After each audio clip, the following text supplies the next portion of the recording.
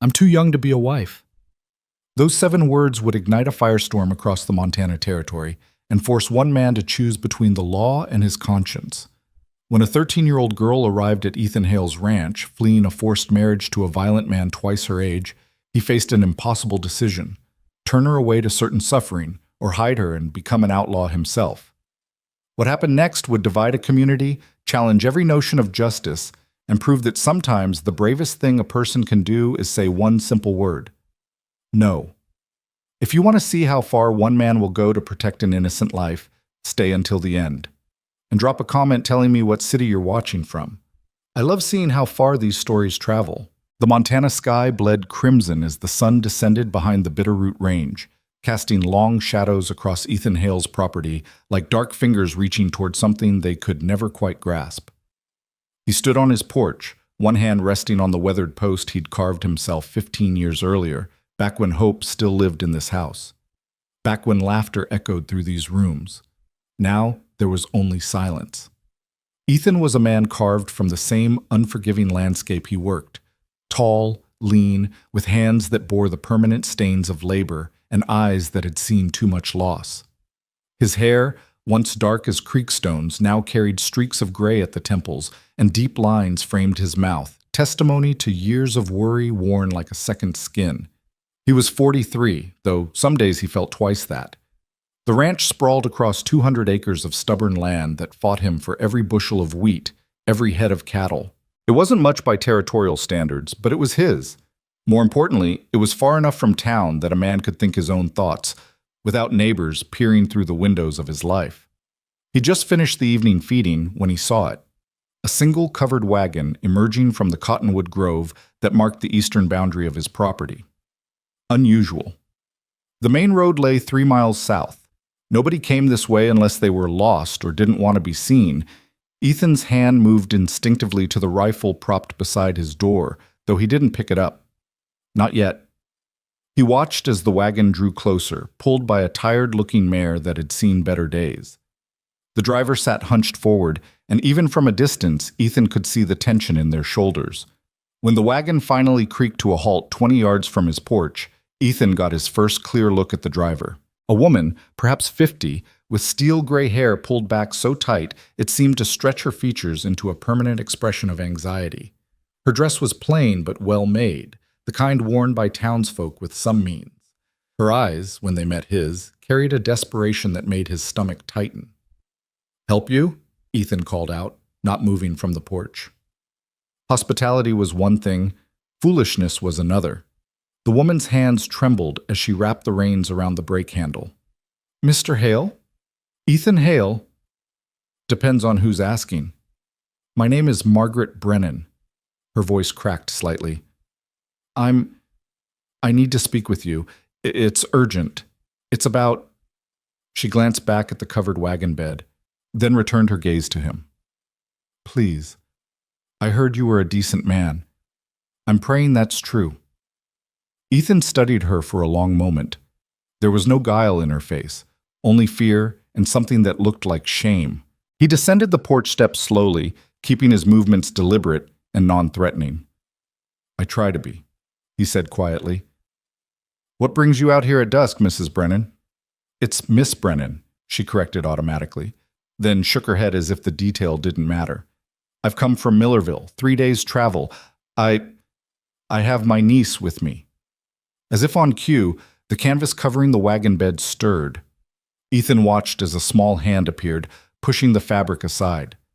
Then a face, young, impossibly young, peered out into the dying light. The girl couldn't have been more than 13, 14 at most. She had dark hair that hung in tangled waves around a face that still carried the softness of childhood, though her eyes held something far older. They were the kind of eyes Ethan had seen on soldiers returning from war, eyes that had witnessed things they could never unsee. "This is Mara," Margaret said, her voice barely above a whisper. "My brother's daughter." Mara climbed down from the wagon with the careful movements of someone who'd learned to make herself small, unobtrusive. She wore a simple cotton dress that had been mended in several places, and her feet were covered by boots 2 sizes too large. She stood beside the wagon, one hand resting on the wheel, and said nothing. Ethan felt a cold weight settle in his chest. He'd seen enough of the world to know when something was deeply, fundamentally wrong. "Why don't you both come inside?" he said, gesturing toward the house. "I've got coffee on. You can tell me what this is about." Margaret shook her head violently. "There's no time for coffee, Mr. Hale. We can't be seen here. If anyone finds out I brought her—" She closed her eyes, steadying herself. "I need you to understand something. My brother, Mara's father, he's made a bargain, a terrible bargain." "What kind of bargain?" The woman's face crumpled. "He owed money, a lot of money, to Silas Crow." Ethan felt his jaw tighten at the name. Everyone in 3 counties knew Silas Crow. The man owned half of Millerville, including the bank, the largest general store, and substantial grazing land. He'd made his fortune through shrewd business deals that often left the other party somehow diminished, though no one could ever quite prove he'd broken any laws. Crow was in his late 50s, a widower with a reputation for getting what he wanted, one way or another. "Your brother borrowed from Crow?" Ethan asked, though he already suspected the answer would be worse. "Gambled," Margaret said bitterly. "Thomas always had a problem with cards, but this time he got in deep with Crow's gaming house. $5,000 deep." Ethan whistled low. That was more money than most men saw in a lifetime. "When Thomas couldn't pay," Margaret continued, her voice shaking, "Crow offered him a way to settle the debt." She looked at her niece, and tears began streaming down her weathered cheeks. He offered to take Mara instead, as his wife. The words hung in the air like a curse. Ethan felt rage ignite in his chest, hot and immediate. "He what?" "The wedding is scheduled for 4 days from now," Margaret said quickly.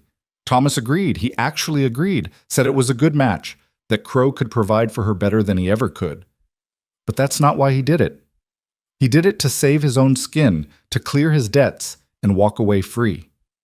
Ethan looked at the girl, Mara, who still hadn't spoken. She met his gaze steadily, and in her eyes he saw no tears, only a fierce, burning determination. "What does Mara say about this?" he asked quietly. The girl's voice, when it finally came, was clear and unwavering despite her youth. "I said, I'm too young to be a wife." 5 words. Simple. Undeniable. True. "But my father says I don't have a choice," Mara continued, her small hands balling into fists at her sides. "He says a deal is a deal, that I need to honor his word since he's my father. But Mr. Crow is—" She faltered for just a moment, and Ethan saw genuine fear flash across her features. "He's mean. I've seen how he treats people, how he looks at me, and I'm only 13 years old." 13, Ethan repeated, the word tasting like ash in his mouth. Margaret stepped forward, her desperation palpable. "I couldn't let it happen. I'm Thomas's sister, but I can't stand by and watch him sell his own daughter like livestock. I tried everything. I offered what little money I had saved. I begged him to find another way. I even went to the marshal. But Thomas has every legal right as her father, and Crow has the law on his side. The contract is binding. Everything is arranged." "So you brought her here," Ethan said slowly, understanding dawning. "To me. Why?" "Because I heard about you," Margaret said, "about what happened to your family, about how you understand what it means to lose a child." Ethan flinched as if he'd been struck. His hand instinctively moved to his chest, to the place where grief lived like a stone lodged beneath his ribs. 7 years ago, his daughter Emma had died of scarlet fever. She'd been 12, just a year younger than Mara stood before him now. His wife Sarah had followed 6 months later, though the doctor called it pneumonia. Ethan knew better. Sarah had died of a broken heart, of a world that no longer held their child's laughter. "That's a cruel card to play," he said quietly. "I know," Margaret whispered. "But I'm out of options. Crow has men looking for us. When he finds out I've taken Mara, he'll come for her. He'll bring the law if he has to, because that contract is legal. I can't protect her. I'm just a spinster schoolteacher with no property and no standing. But you have land. You're respected. You're far enough from Millerville that maybe, just maybe—" "You want me to hide her," Ethan finished. "I want you to save her."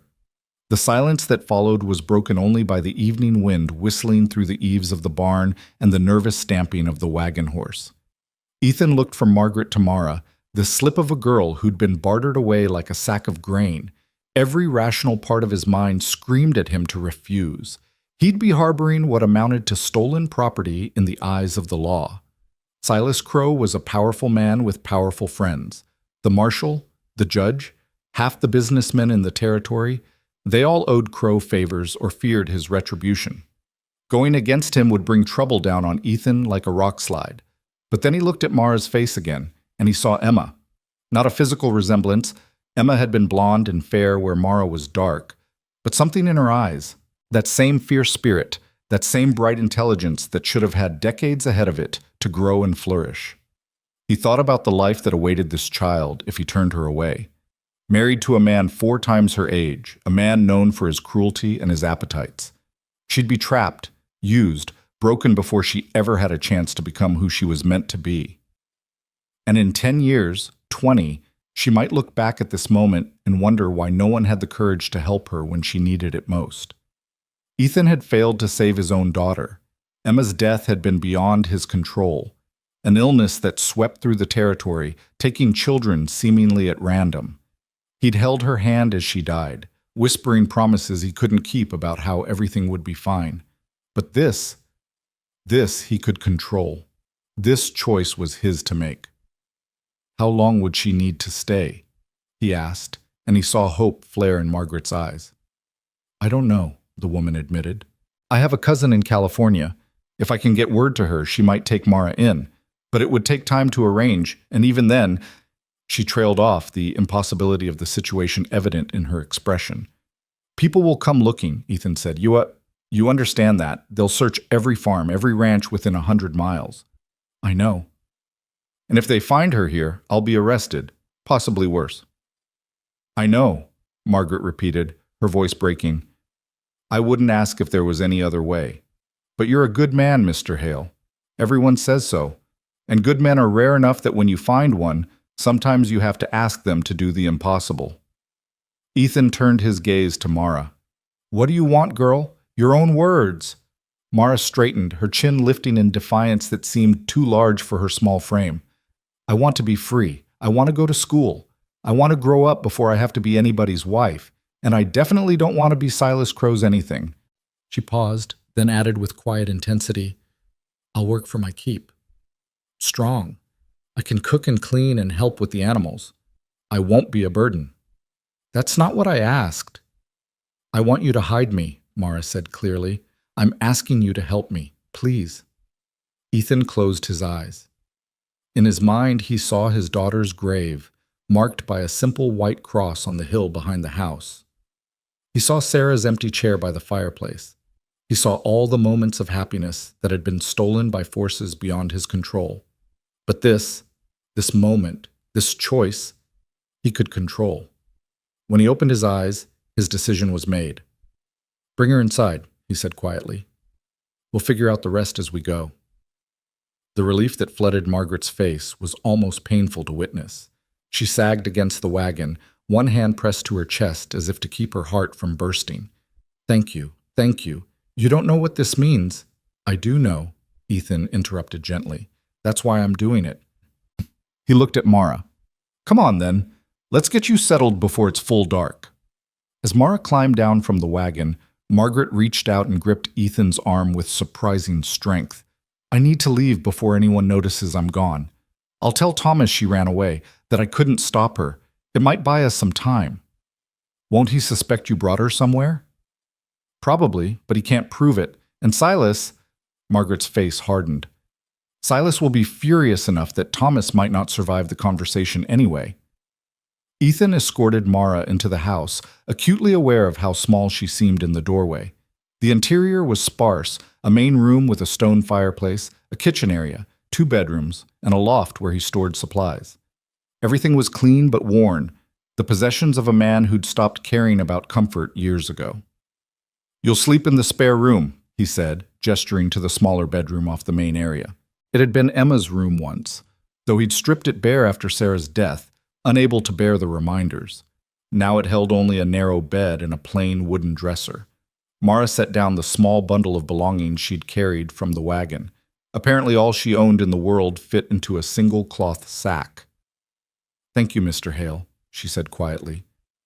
"Ethan, if you're staying here, you call me Ethan." "Thank you, Ethan." He showed her where the wash basin was, where he kept the food stores, how to work the pump for the well. Simple things, domestic things, yet each instruction felt weighted with significance. He was crossing a line he could never uncross. When Margaret finally departed, driving her wagon back into the gathering darkness, Ethan and Mara stood on the porch and watched until she disappeared into the cottonwoods. The girl beside him was silent, but he could feel her trembling slightly. "Are you afraid?" he asked. "Yes," she admitted. "But I'm more afraid of what happens if I go back." "Fair enough." He paused, then added, "I can't promise this will work out. I can't promise they won't find you. But I can promise that while you're under my roof, no one will take you anywhere you don't want to go. You understand?" Mara looked up at him, and for the first time he saw her eyes glisten with unshed tears. "Why are you doing this? You don't even know me." Ethan was quiet for a long moment, watching the stars emerge in the darkening sky. "I had a daughter once," he said finally. "She'd be about 19 now if she'd lived. And I like to think that if she'd ever needed help, someone would have had the decency to give it to her. I'm sorry you lost her." "Me too." He cleared his throat, pushing away the grief that always lurked at the edges of his thoughts. "Come on. It's getting cold. Let's go inside." That first night, Ethan lay awake in his bed, staring at the ceiling and wondering what in the name of all that was holy he'd just agreed to. He could hear Mara moving around in the next room, the creak of the bed frame as she settled in, and he found himself listening to those sounds with an alertness he hadn't felt in years. He'd committed himself to protecting this child. But how? Silas Crow wouldn't give up easily. The man's pride alone would demand satisfaction, setting aside whatever darker purposes he had for wanting a 13-year-old bride. And Crow had resources, money, influence, hired men who asked few questions. Ethan would need help. But who could he trust with something like this? Most of his neighbors were decent folk, but decent didn't always mean brave, especially when going against someone as powerful as Crow. He thought of his closest neighbor, a rancher named Dutch Harrison, who lived 5 miles west. Dutch was a good man, a veteran of the war back east who'd come west to escape the memories. He had a strong moral compass and little patience for injustice. But he also had a wife and 3 children to think about. Asking Dutch to take a stand could put his entire family at risk. Then there was Reverend Samuel Porter, who ran the small church in town. Samuel was vocal about righteousness and justice from his pulpit, but Ethan had noticed he grew considerably quieter when Silas Crow was in the congregation. Talk was easy.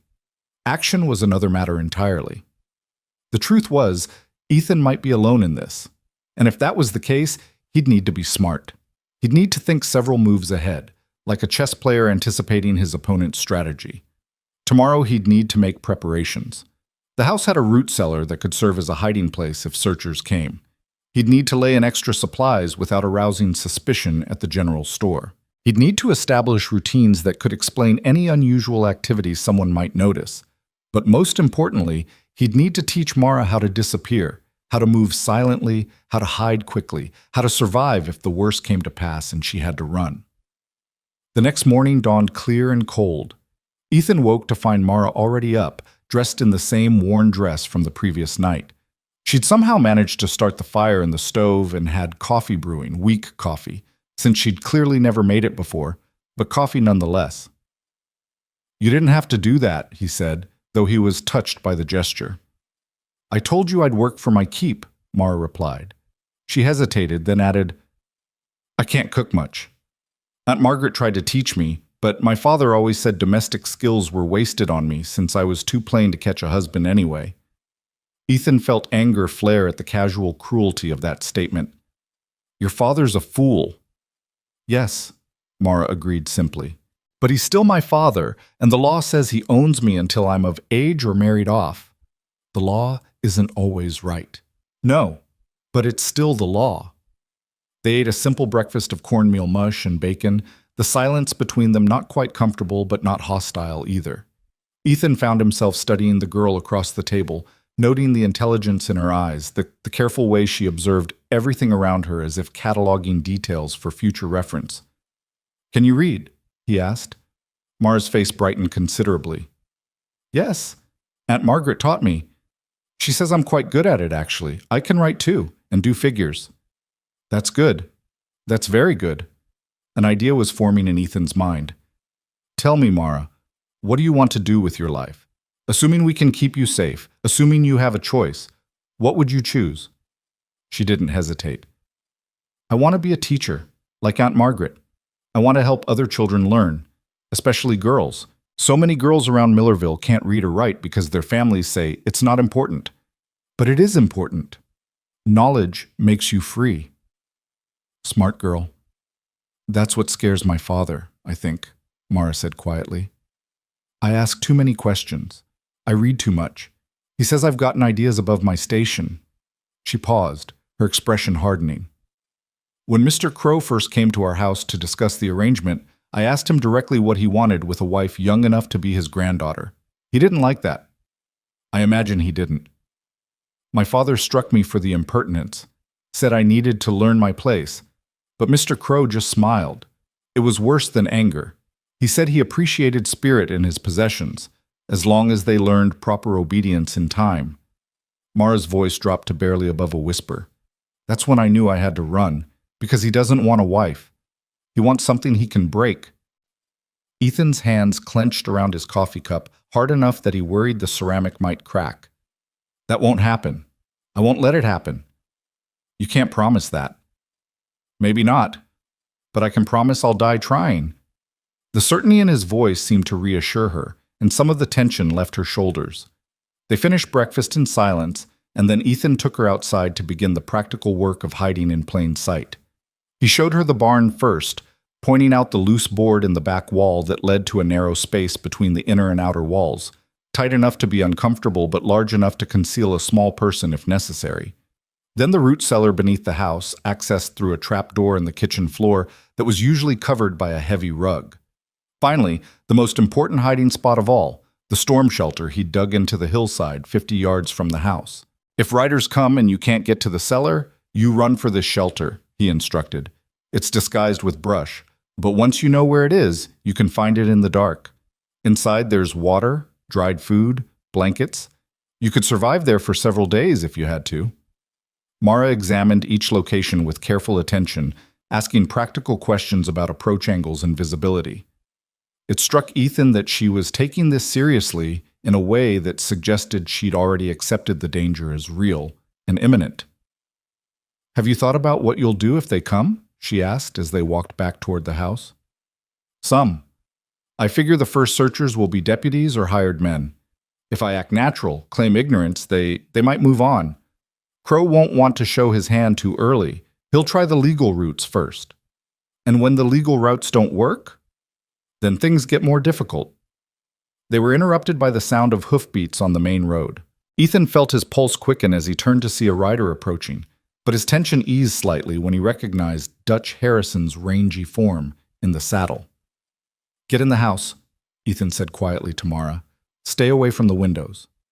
She obeyed without question, slipping inside while Ethan walked out to meet his neighbor. Dutch was a tall man with a scarred face and the bearing of someone who'd seen combat. He dismounted with the easy grace of a lifelong horseman. "Morning, Ethan," Dutch called out. "Got a minute?" "Always got time for you, Dutch. Coffee?" "Wouldn't say no." They walked toward the house together, and Ethan felt his mind racing. Had Dutch heard something? Was this a social call or something more? He maintained a carefully neutral expression as they entered the main room. Mara had vanished, presumably into her bedroom. Ethan poured coffee and gestured for Dutch to sit at the table. "What brings you out this way?" Ethan asked casually. Dutch took a long sip before answering. "Actually, I came to ask if you'd heard the news from Millerville." Ethan felt ice creep down his spine. "What news?" "Silas Crow's looking for a girl. His intended bride, apparently. Young thing, 13 or 14. Daughter of some gambler who owed Crow money. Story is the girl ran away just days before the wedding." Dutch's eyes were sharp as he watched Ethan's face. "Crow's offering a substantial reward for information leading to her return. $500. $500. That was enough to buy a man's conscience in these parts, or at least his silence. Terrible thing, Ethan said carefully, a child running away from home like that. Is it? Dutch asked quietly. Seems to me a child running away from a forced marriage to a man 4 times her age might be showing some sense. The two men locked eyes across the table. Ethan made a decision in that moment. Dutch had come here for a reason, and it wasn't to collect a reward. I heard Crow's got a mean streak, Ethan said slowly. Not the kind of man I'd want anyone marrying, let alone a girl barely old enough to understand what marriage means. That's my thinking too, Dutch agreed. He set down his coffee cup with deliberate care. I also heard that Margaret Brennan left Millerville 3 days ago. Schoolteacher, sister to the girl's father. No one knows where she went. That's so? That's so. Dutch leaned back in his chair. Ethan, we've been neighbors for 5 years now. In that time, you've never given me cause to doubt your character. So I'm going to ask you a question, and I'd appreciate an honest answer. Ask. If a man, a good man, knew where that girl was hiding, and if he was protecting her from a situation that any decent person would recognize as wrong, would he be breaking the law or following a higher authority? Ethan was quiet for a long moment. I'd say that depends on whose law you're talking about. Man's law isn't always the same as what's right. Dutch nodded slowly. That's what I thought you'd say. He stood up, his chair scraping against the wooden floor. I should get back. My wife will wonder where I've gotten to. He was at the door when Ethan called out, Dutch? Yeah? If that man you mentioned, the one protecting the girl, if he found himself in trouble, do you think he'd have any friends willing to stand with him? Dutch turned, his scarred face splitting into a grim smile. I'd say he'd have at least one, maybe more, if word got around to the right people. He paused. But he should know that Crow's not going to give up easily. And the law being what it is, standing up for what's right might cost a man everything. Some things are worth the cost. Yeah, Dutch agreed. Some things are. He tipped his hat. You take care now, Ethan. Keep your eyes open. Wolves are circling. After Dutch left, Mara emerged from her hiding place. He knows I'm here, she said. It wasn't a question. He suspects, but he won't say anything. He might even help if it comes to that. Why would he risk it? He has a family. Ethan met her gaze steadily. Because he's a man who knows the difference between legal and right. And because sometimes that difference matters more than safety. Over the next 2 days, Ethan settled into an uneasy routine. He went about his normal work, feeding the animals, mending fences, preparing for the coming winter, while remaining constantly alert for signs of approaching riders. Mara stayed close to the house, helping where she could and diving for hiding places at the slightest sound. She was a quick learner and remarkably resilient for someone so young. She didn't complain about the sparse accommodations or the constant fear. Instead, she made herself useful, cooking meals with increasing skill, helping to organize Ethan's disorganized supplies, even reading aloud in the evenings from the few books he owned. It was during one of these evening reading sessions that Ethan realized how much life had returned to his house. For the first time in 7 years, there was a voice other than his own echoing through the rooms. There was purpose beyond simple survival. There was something worth protecting. He thought often of Emma during those days. If she had lived, would she have had Mara's courage? Would she have stood up for herself the way this girl was willing to stand? He liked to think so. Sarah had been strong-willed, and Emma had inherited that iron spine along with her mother's kindness. On the 3rd day, riders came. Ethan spotted them from a distance. 3 men on horseback, moving methodically from farm to farm along the valley. He recognized the technique. Systematic searching, covering every property, leaving no stone unturned. Mara, he called calmly, though his heart hammered in his chest. Time to practice what we discussed. She appeared from the kitchen, took one look at his face, and moved immediately toward the root cellar. She'd lifted the trapdoor and was descending the ladder when Ethan stopped her with a hand on her shoulder. Whatever you hear, he said quietly. Whatever they say, you stay silent and still. Understand? Even if it sounds like they're hurting me, you don't make a sound, because the moment they know you're here, everything becomes harder. I understand, Mara whispered. Then with a child's simple faith that broke Ethan's heart, she added, I trust you. The trapdoor closed. Ethan replaced the heavy rug and straightened the furniture, making sure everything looked normal. Then he went outside to meet his visitors, his rifle held loosely in one hand. Not threatening, just the natural caution of a rancher in isolated territory. The three riders drew up in front of his porch. The leader was a man Ethan didn't recognize, hard-faced, wearing a deputy's badge that looked like it had been pinned on recently. The other two were clearly hired muscle, the kind of men who made their living through intimidation and violence. "Afternoon," Ethan called out in a neutral tone. "What can I do for you, gentlemen?" The deputy dismounted, his hand resting on the pistol at his hip. "Afternoon. I'm Deputy Collins from Millerville. We're looking for a missing girl. 13 years old, dark hair, last seen 3 days ago. Goes by the name Mara Brennan." "Haven't seen any children out this way," Ethan said truthfully. "It's just me on this property. Mind if we look around?" It wasn't really a question. Ethan gestured toward the barn. "Help yourselves. You'll find it's mostly empty. Been a slow year." The two hired men dismounted and began searching while Deputy Collins stayed with Ethan, his eyes sharp and calculating. "You live alone out here?" Collins asked. "I do now. Lost my family some years back." "That's rough." The deputy's voice held no real sympathy. "Must get lonely." "I manage." "See, the thing is," Collins continued, walking slowly toward the house, "we've been to every farm and ranch in this valley. Most folks haven't seen anything unusual, but a few mentioned they'd noticed you had a visitor a couple nights back. Wagon that came in after dark, left before dawn." Ethan kept his expression neutral. "Can't speak to what my neighbors think they saw. I don't get many visitors." "But you did have one that night, didn't you?" "Had a traveling peddler stop by, sold me some supplies. He moved on." "Mail peddler?" "That's right." Collins smiled, but it didn't reach his eyes. "Funny, the neighbor who mentioned it thought the driver looked more like a woman. Older woman, maybe." "Might have been. Hard to say in the dark. Didn't pay much attention." They were interrupted by one of the hired men calling from the barn. "Nothing out here, deputy." Collins nodded, then turned back to Ethan. "Mind if we check inside the house?" Every instinct screamed at Ethan to refuse, to stand his ground and send them away. But that would only raise suspicion. He needed to appear cooperative, unsuspicious. "Be my guest," he said, gesturing toward the door.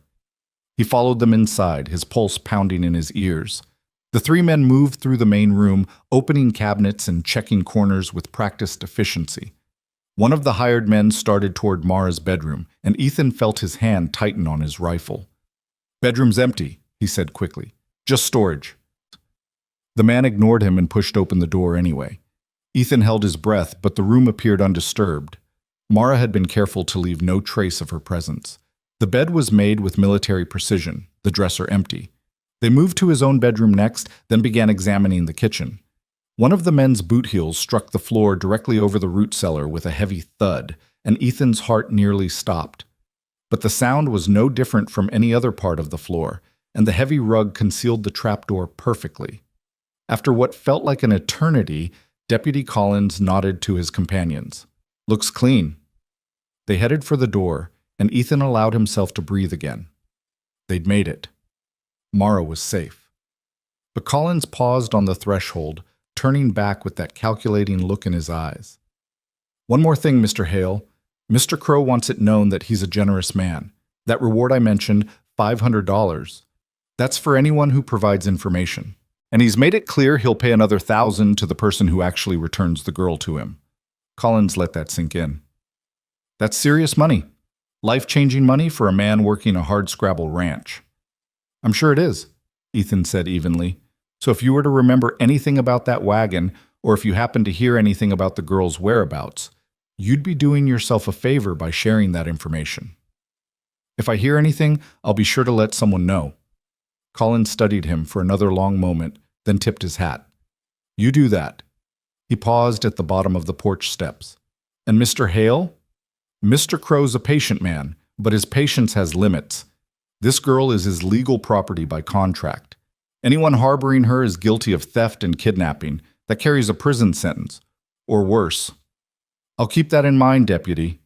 The three men mounted up and rode away, leaving Ethan standing on his porch with his rifle and his racing heart. He watched until they disappeared over the rise, then counted to 100 before going back inside. He moved the rug and opened the trapdoor. "They're gone. You can come up now." Mara emerged slowly, her face pale but composed. "They were standing right on top of me," she whispered. "I could hear every word." "I know. You did well. Stayed quiet like I told you." $1,500, she said quietly. "That's more money than most people see in their whole lives. Are you sure you want to do this? Because I'd understand if you changed your mind. That money could save your ranch. It could—" "Stop," Ethan interrupted gently. "That's blood money, and I won't touch it. You're not property. You're a person, and you deserve better than to be sold like cattle." Tears welled in her eyes, the first real tears he'd seen from her since she arrived. "I'm so scared," she admitted in a small voice. "And I'm so tired of being scared." Ethan did something then that surprised them both. He pulled her into an embrace, this child who wasn't his child, and held her while she cried. She felt impossibly small in his arms, fragile in a way that made his protective instincts roar to life. "I know you're scared," he said quietly, "but you're also brave. You stood up to your father, to Crow, to everyone who told you to accept something you knew was wrong. That takes courage most adults don't have. What if they come back? Then we'll deal with it, together." As he held Mara while she wept, Ethan realized with absolute clarity that he'd crossed a point of no return. Whatever came next, whether it was deputies with warrants, hired guns with worse intentions, or Silas Crow himself, he would stand between this child and harm. He'd failed to save Emma, failed to keep his own daughter safe from the random cruelty of disease. But Mara wasn't facing random chance. She was facing deliberate evil, the kind committed by men who should know better. And that kind of evil could be opposed, could be fought, could be defeated if someone had the courage to stand. As darkness fell over the Montana Territory that night, Ethan Hale began to understand what it truly meant to choose principle over safety. The path ahead would be dangerous. It would likely cost him dearly. But for the first time in 7 years, he felt truly alive. And he knew, with bone-deep certainty, that this was what he was meant to do. In the root cellar, he'd found not just a hiding place, but a purpose. And in protecting Mara, he'd found not just a cause worth fighting for, but perhaps a chance at redemption he'd never thought he'd see again. The wolves were circling, just as Dutch had warned. But Ethan was no sheep, and he'd be damned if he'd let them take this girl without a fight. The first battle was over, but the war was just beginning. The news spread through the valley like wildfire through dry grass, carried on whispers and knowing looks. By the end of the week, everyone within 20 miles knew that Silas Crow's intended bride had vanished, and that the man himself was furious enough to burn down half the territory to find her. Ethan heard the talk when he rode into town for supplies, keeping his expression carefully neutral as the shopkeeper's wife leaned across the counter with gleaming eyes, eager to share the latest gossip. "They're saying he's beside himself," Mrs. Patterson confided, her voice dropping to a conspiratorial whisper despite the empty store. "Sent men to search every farm from here to the border. Some folks are saying the girl's probably dead by now, ran off into the wilderness and got herself killed by wolves or weather." "That's a grim thought," Ethan replied, loading flour and salt into his pack. "Others think someone's hiding her, that maybe she had help." Mrs. Patterson's eyes sharpened. "You haven't seen anything unusual out your way, have you, Mr. Hale? Any strangers passing through?" "Nothing worth mentioning." He counted out coins for his purchases, acutely aware of how the woman watched his every movement. "I keep to myself mostly." Of course, of course." She accepted the money with a smile that didn't reach her eyes. "Though I imagine $1,500 would be mighty tempting for a man living alone on a struggling ranch. That's what Mr. Crow's offering now, you know, $1,500 for the girl's safe return." Ethan felt his jaw tighten, but kept his voice level. Money like that tends to bring out the worst in people. Or the best, depending on how you look at it. Mr. Crow just wants his property back, after all. He has every legal right. "Legal and right aren't always the same thing, Mrs. Patterson." The shopkeeper's wife drew back slightly, her expression cooling. "That's a dangerous philosophy in civilized society, Mr. Hale. We have laws for a reason." "We do," he agreed, shouldering his pack.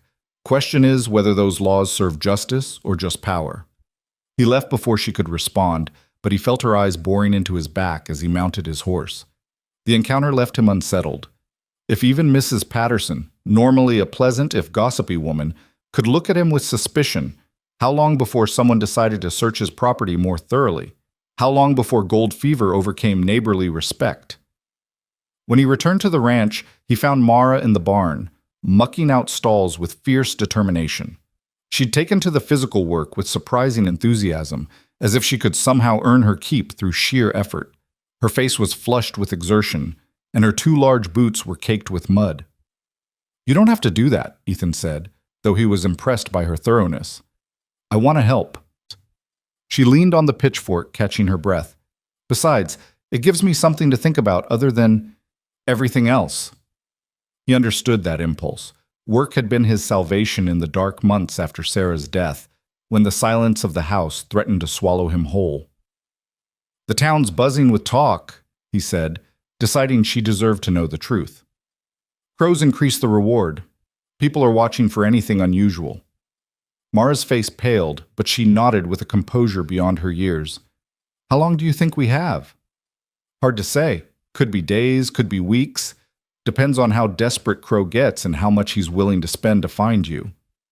"And my father?" Her voice was small. "Have you heard anything about him?" Ethan hesitated. The gossip had included whispers about Thomas Brennan, that Crow had been less than pleased to discover the girl missing, that there had been a confrontation at the gaming house, that Thomas had left Millerville with a broken nose and considerably fewer teeth than he'd started with. "Your father's alive," Ethan said carefully, "but I don't think he's in Crow's good graces anymore." "Good." The venom in that single word startled him. Mara's hands tightened on the pitchfork handle.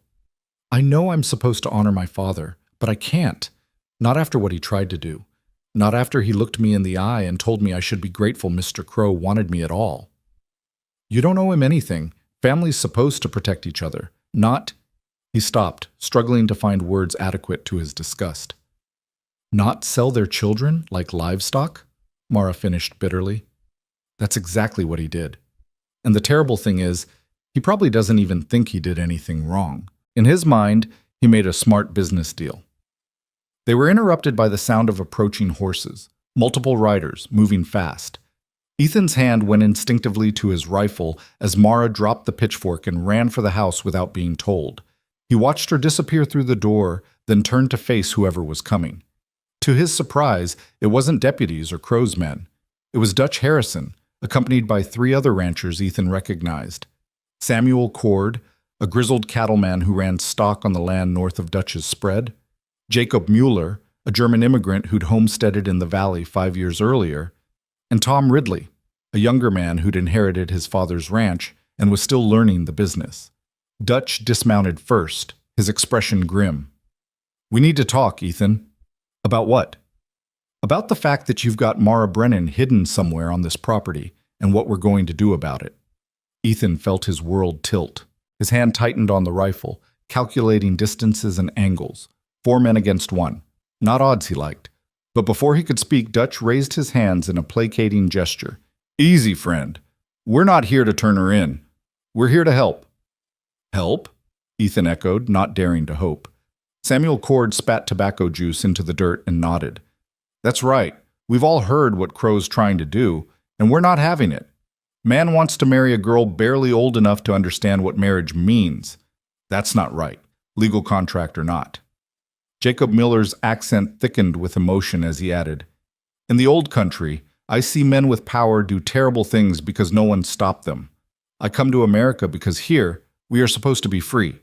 We are supposed to protect the weak, not sell them to highest bidder." Tom Ridley, the youngest of the group, looked uncomfortable but determined. "My sister's only 11.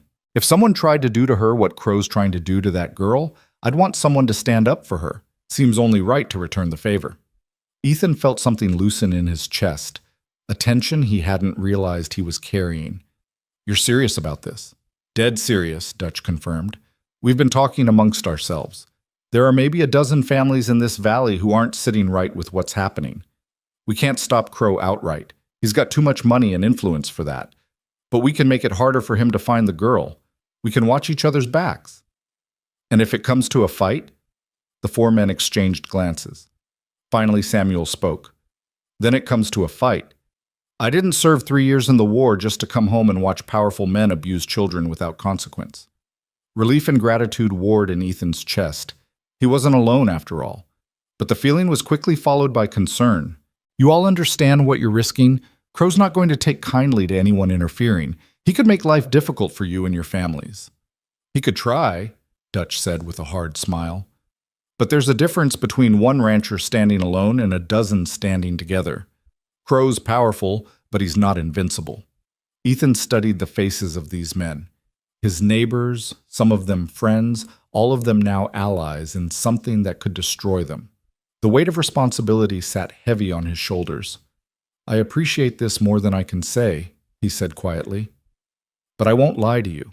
The girl is here. And if anyone finds out you knew and didn't report it, you'll be considered accomplices. Let them consider away, Tom Ridley said, surprising everyone with the steel in his young voice. My pa used to say a man's got to stand for something or he'll fall for anything. I'm standing for this. Dutch clapped Ethan on the shoulder. We've set up a warning system.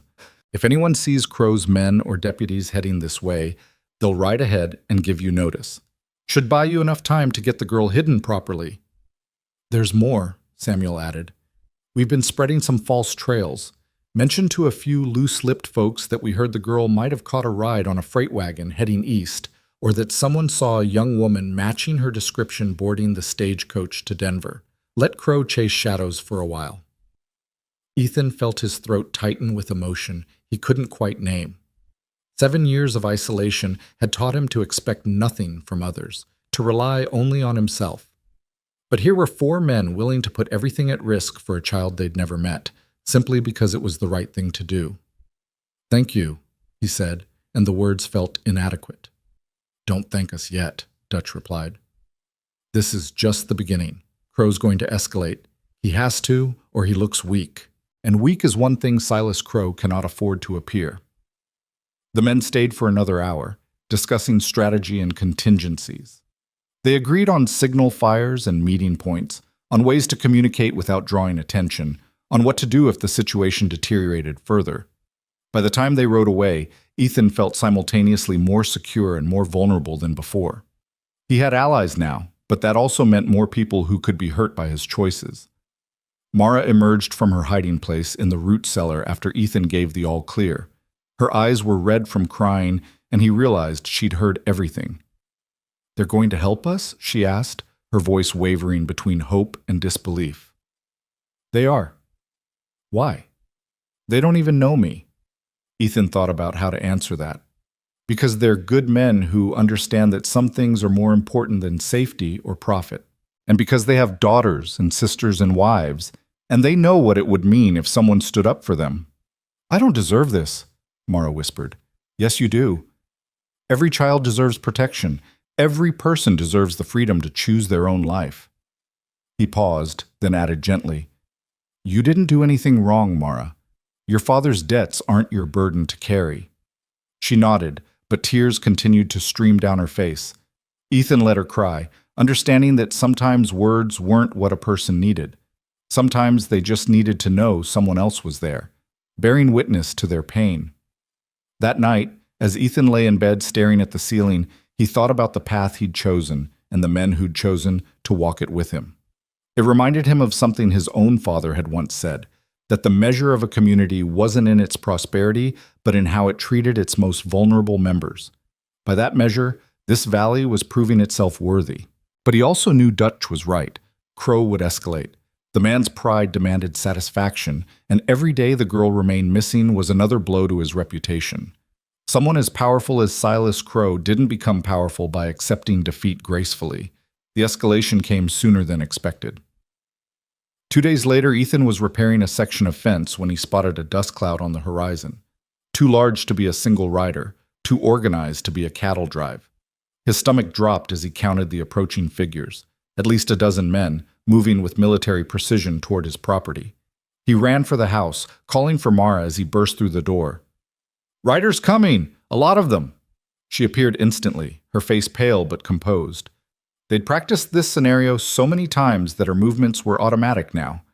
She grabbed the small bundle of supplies they kept ready, water, dried food, a blanket, and headed for the storm shelter. Wait, Ethan said, thinking quickly. Too many men.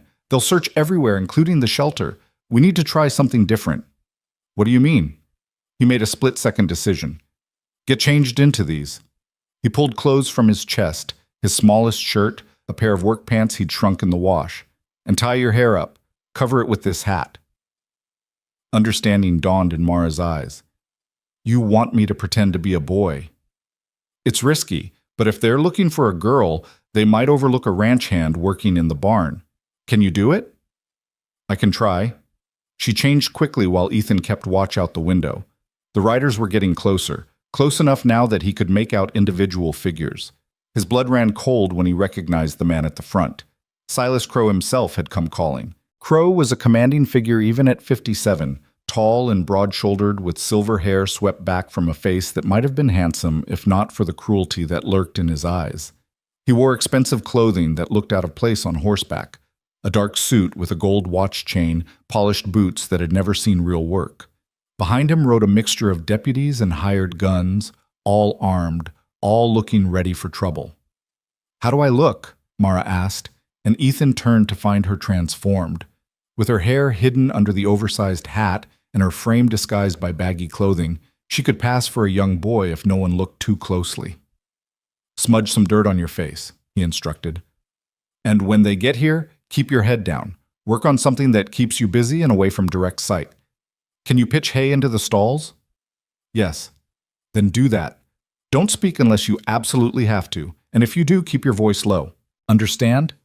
She nodded, and he saw fear in her eyes, but also determination. Whatever else Thomas Brennan had failed to teach his daughter, he'd somehow instilled in her a core of steel that wouldn't bend easily. You'll be fine, Ethan said with more confidence than he felt.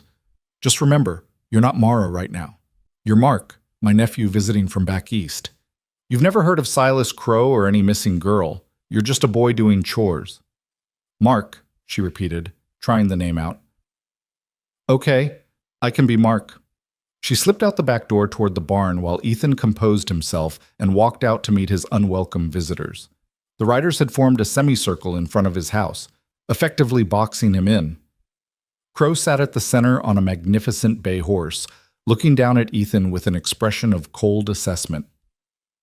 Mr. Hale, Crow said, his voice smooth and cultured despite the menace beneath it, I hope you don't mind the intrusion.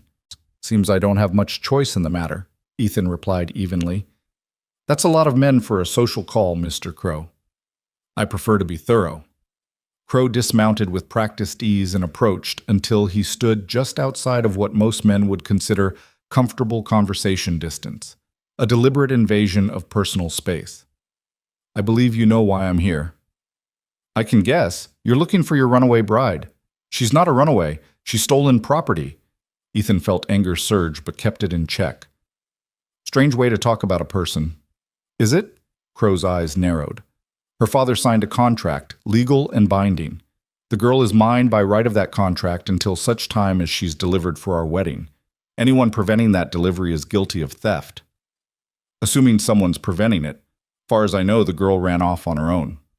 Oh, I doubt that very much. Crow began walking slowly around Ethan, circling like a predator. A 13-year-old child alone in the wilderness? She'd never survive without help. Someone took her. Someone's hiding her.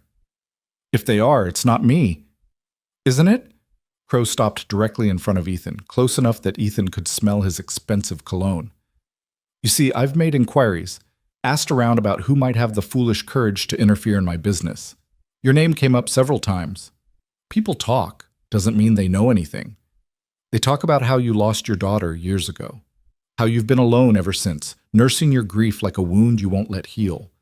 They talk about how a man like that might see a young girl in trouble and make unwise decisions out of misplaced sentiment. Ethan's hands clenched into fists. You're reaching. Am I? Crow gestured to his men. Search the property. Every building, every storage space, every potential hiding place. Be thorough. The men dismounted and spread out with professional efficiency.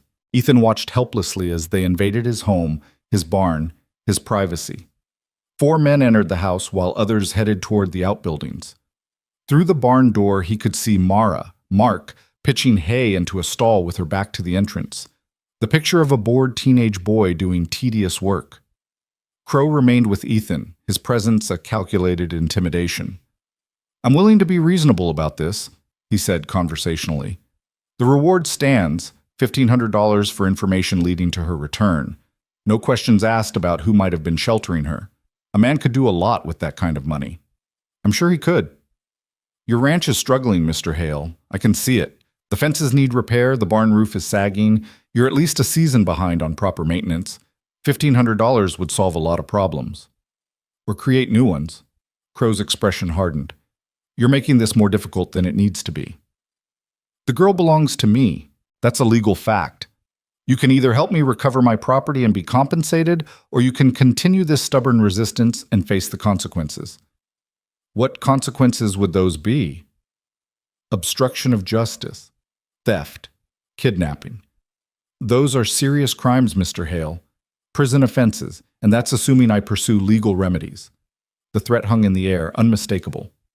"I have other options if the law proves insufficient." Ethan met Crow's gaze without flinching. "Is that a threat?" "It's a reality. I'm a patient man, but my patience has limits. And when those limits are reached," Crow shrugged eloquently. "Well, accidents happen, ranches burn, men disappear. The frontier is a dangerous place." Before Ethan could respond, one of the searchers emerged from the barn. Ethan's heart nearly stopped when the man called out, "Mr. Crow, there's someone in the barn!" Crow's face lit with triumph. "Is that so? Bring them out." The searcher disappeared back inside and moments later emerged with Mara, still dressed as Mark, still keeping her head down. The man gripped her roughly by the arm and dragged her toward Crow. "Found this kid hiding in the back," the searcher reported. "Tried to act like he was just working, but something felt off." Ethan forced himself to remain calm even as panic clawed at his throat. Everything depended on Mara maintaining her composure now. Crow studied the figure before him with sharp eyes. "Look at me, boy." Mara kept her head down, her face obscured by the oversized hat. "I wasn't hiding. I was working like Mr. Hale told me to." "I said, look at me."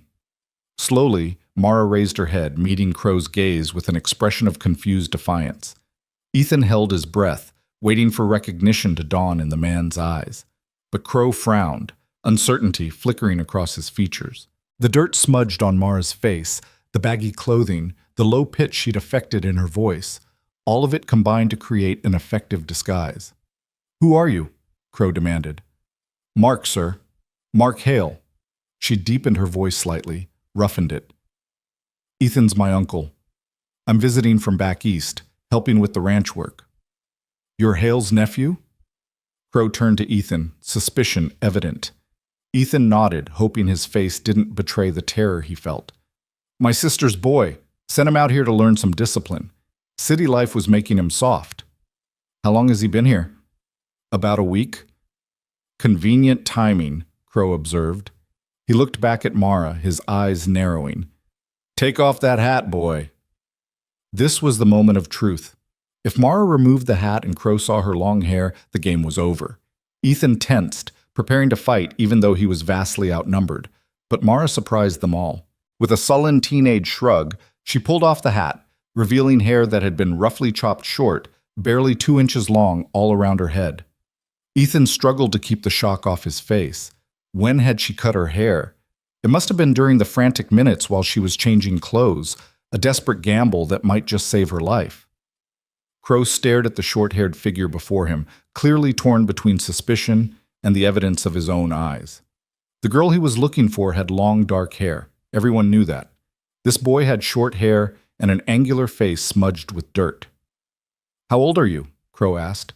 15, sir." The lie came smoothly. "Be 16 in the spring." 15 was plausible. Mara was tall for 13, and with the baggy clothing disguising her frame, she could pass for an underfed teenage boy. Crow walked around her, examining her from every angle. Ethan could see him wanting to believe he'd found his missing bride, but unable to reconcile the evidence before him with what he expected to see. Finally, Crow stepped back. "This isn't her." Relief flooded through Ethan, though he was careful not to show it. But, Crow continued, turning to Ethan with cold fury, this boy arrived right around the time the girl disappeared. That's quite a coincidence.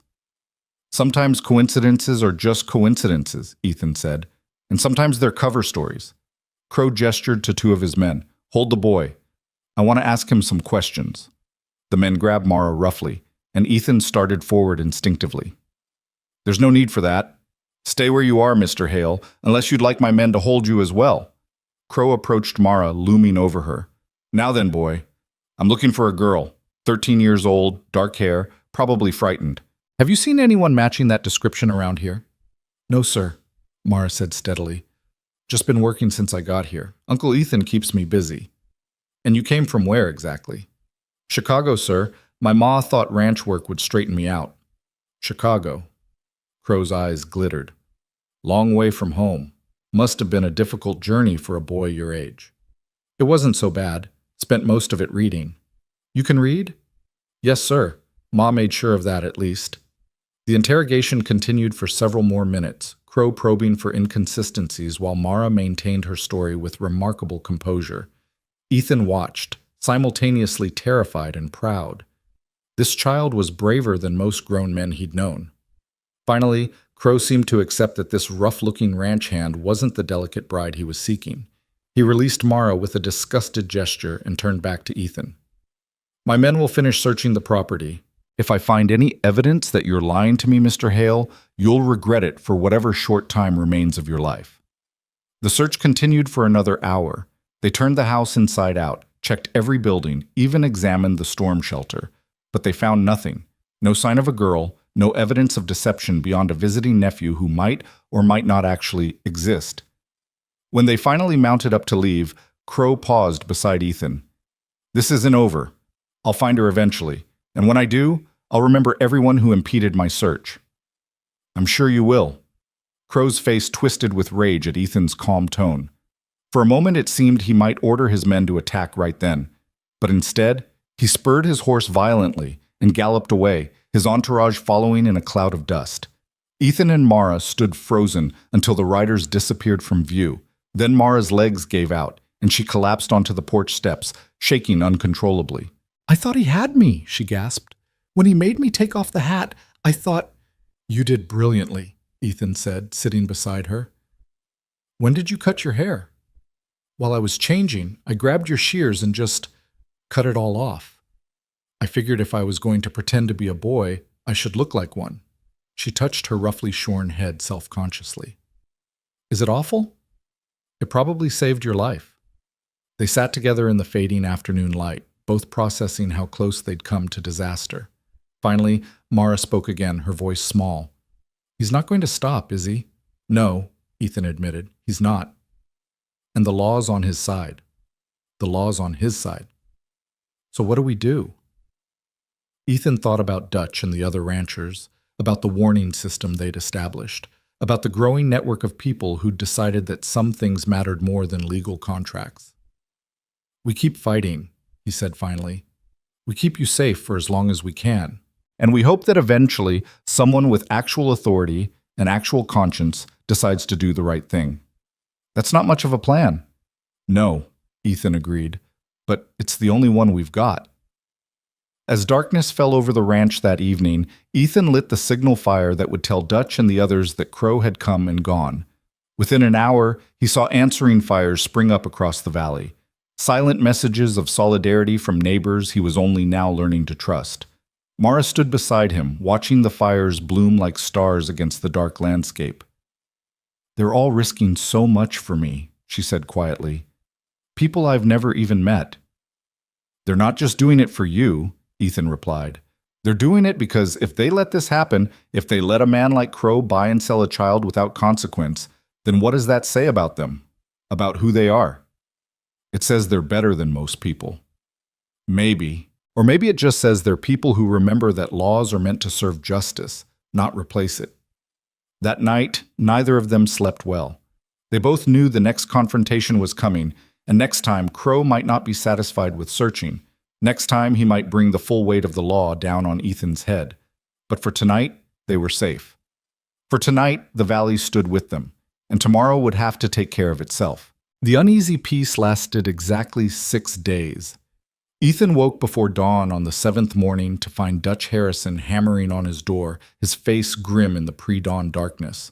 Mara appeared from her room, still dressed in the boy's clothing she'd taken to wearing constantly now, her short hair sticking up at odd angles. "What's happened?" Ethan asked, pulling the door open. Dutch didn't waste time with pleasantries. "Marshall's coming. Left Millerville yesterday afternoon with a warrant for your arrest. He'll be here by mid-morning, maybe sooner if they rode through the night."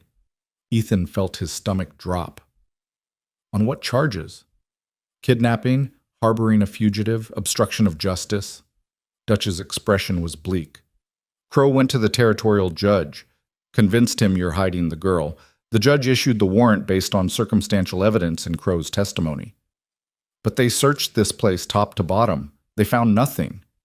"Doesn't matter. Crow's painting a picture of you as a grieving father who's latched onto this girl as a replacement for his dead daughter. Says you're mentally unstable, dangerous. The judge bought it, or at least pretended to. Either way, the warrant's legal." Mara had gone pale, her hands gripping the doorframe so tightly her knuckles showed white. "If they arrest you, what happens to me?" "They'll keep searching until they find you," Dutch said bluntly. "And once they do, you'll be turned over to Crow.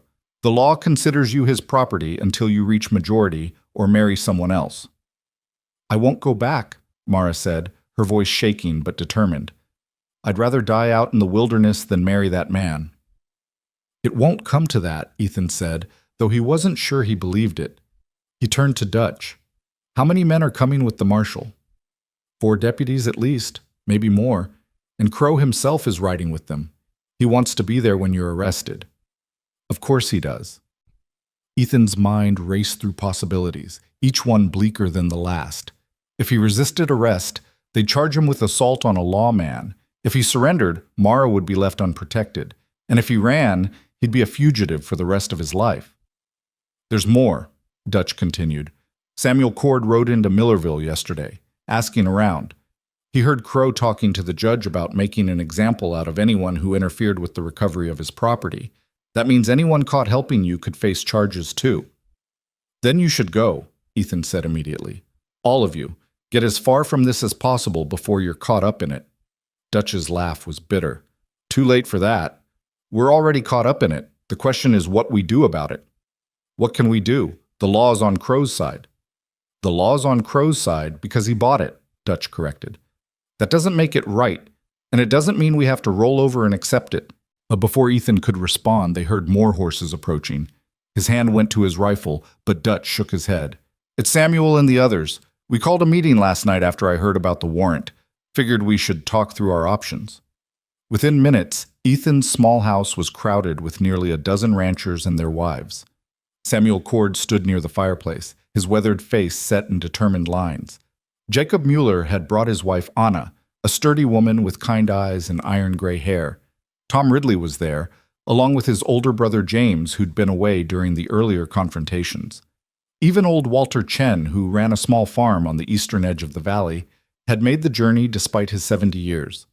And there was one more person Ethan didn't recognize, a woman in her 40s, dressed in practical traveling clothes, with intelligent eyes that took in every detail of the room. Dutch made the introductions. "This is Catherine Morrison. She's a lawyer from Helena, and she's agreed to look into the legal aspects of this situation." Ethan blinked in surprise. "A lawyer? How did you—" "I sent a telegram 4 days ago," Dutch explained. "Figured we'd need legal help eventually. Miss Morrison rode all night to get here before the marshal arrives." Catherine Morrison stepped forward, extending her hand with a firm grip. "Mr. Hale, I've reviewed the documents your friends provided, the contract between Mr. Crow and Mr. Brennan, the arrest warrant, the relevant territorial statutes. It's an interesting case." "Interesting how?" "Interesting in that it highlights several fundamental questions about the limits of parental authority and the nature of consent in contracts involving minors." She pulled a folder from her bag and spread several papers on Ethan's kitchen table. "The contract itself is problematic from a legal standpoint. While it's true that parents have considerable authority over their children, there are limits to that authority, particularly when it comes to contracts that may not serve the child's best interests." "But is it legal?" Ethan pressed. Can a father really sell his daughter like this? Catherine's expression was troubled. Technically, he's not selling her. The contract is framed as a marriage agreement with the debt forgiveness as a separate consideration. It's cleverly worded to avoid the appearance of human trafficking. But morally? Ethically? This is precisely the kind of case that challenges the boundaries of our legal system. Which means what exactly? Samuel Cord asked. Which means the law is murky enough that a skilled advocate could argue either side. The question is whether we can find a judge willing to look past the technicalities and see this for what it really is, a child being coerced into marriage against her will. The judge in Millerville already made his position clear, Dutch pointed out. Yes, but there are other avenues, territorial courts, federal courts if necessary. The problem is that all of that takes time, and time is something we don't have. Catherine looked at Mara, who'd been standing silently in the corner. Which brings me to the most important question. Mara, do you understand what's at stake here? Mara stepped forward, her chin lifted in that defiant gesture Ethan had come to recognize. I understand that Mr. Crow thinks he owns me because my father sold me to him. I understand that the law says he's right. And I understand that if these people keep protecting me, they could all go to prison or worse. That's exactly right. So I need to ask you directly, do you consent to this marriage? If given the choice, completely free from coercion, would you agree to marry Silas Crow? Never. The word came out with absolute conviction. I'd rather spend my whole life in hiding than marry that man. I'm 13 years old. I'm too young to be anyone's wife, and even if I wasn't, I would never choose him. Catherine nodded, making notes. That's clear enough.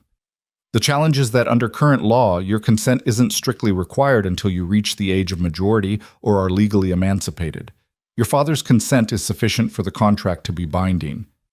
That's insane, Anna Muller said, her accent thickening with emotion. A child should have say in her own life. I agree, Mrs. Muller, but what should be and what is are often very different things. Catherine turned back to the group. Here's what I propose. When the marshal arrives, Mr. Hale will surrender peacefully. We won't give them any excuse to add resisting arrest to the charges.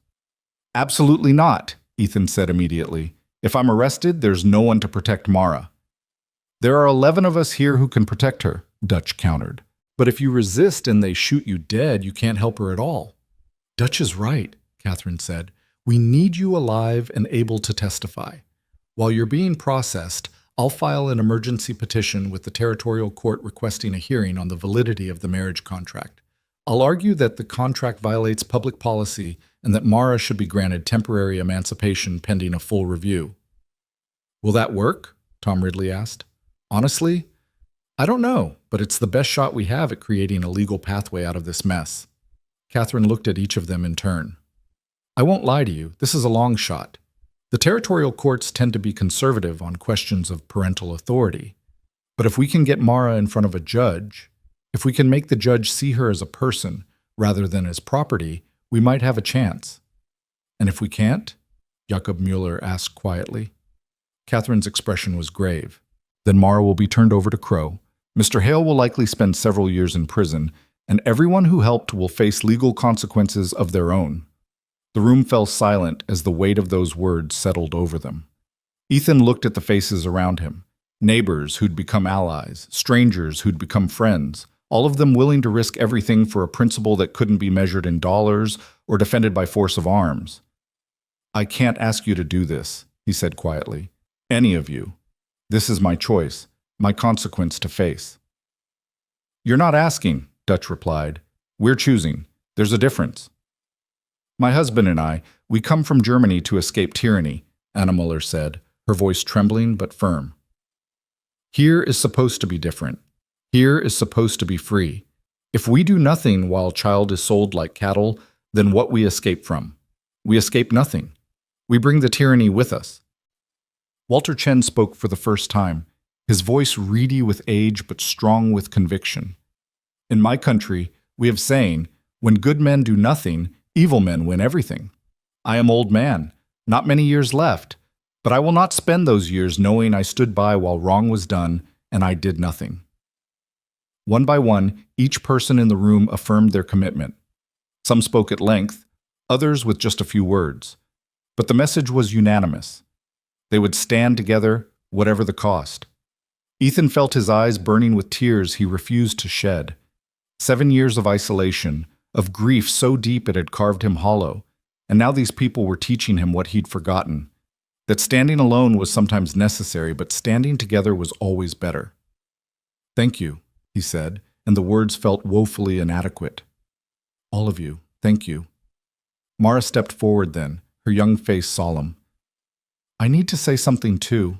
All of you are risking so much for me, and I'm grateful beyond words. But if this goes badly, if it looks like you're all going to be arrested or hurt because of me, I'll turn myself in. I won't let you suffer for my sake." "That's very noble," Catherine said gently, "but also very foolish.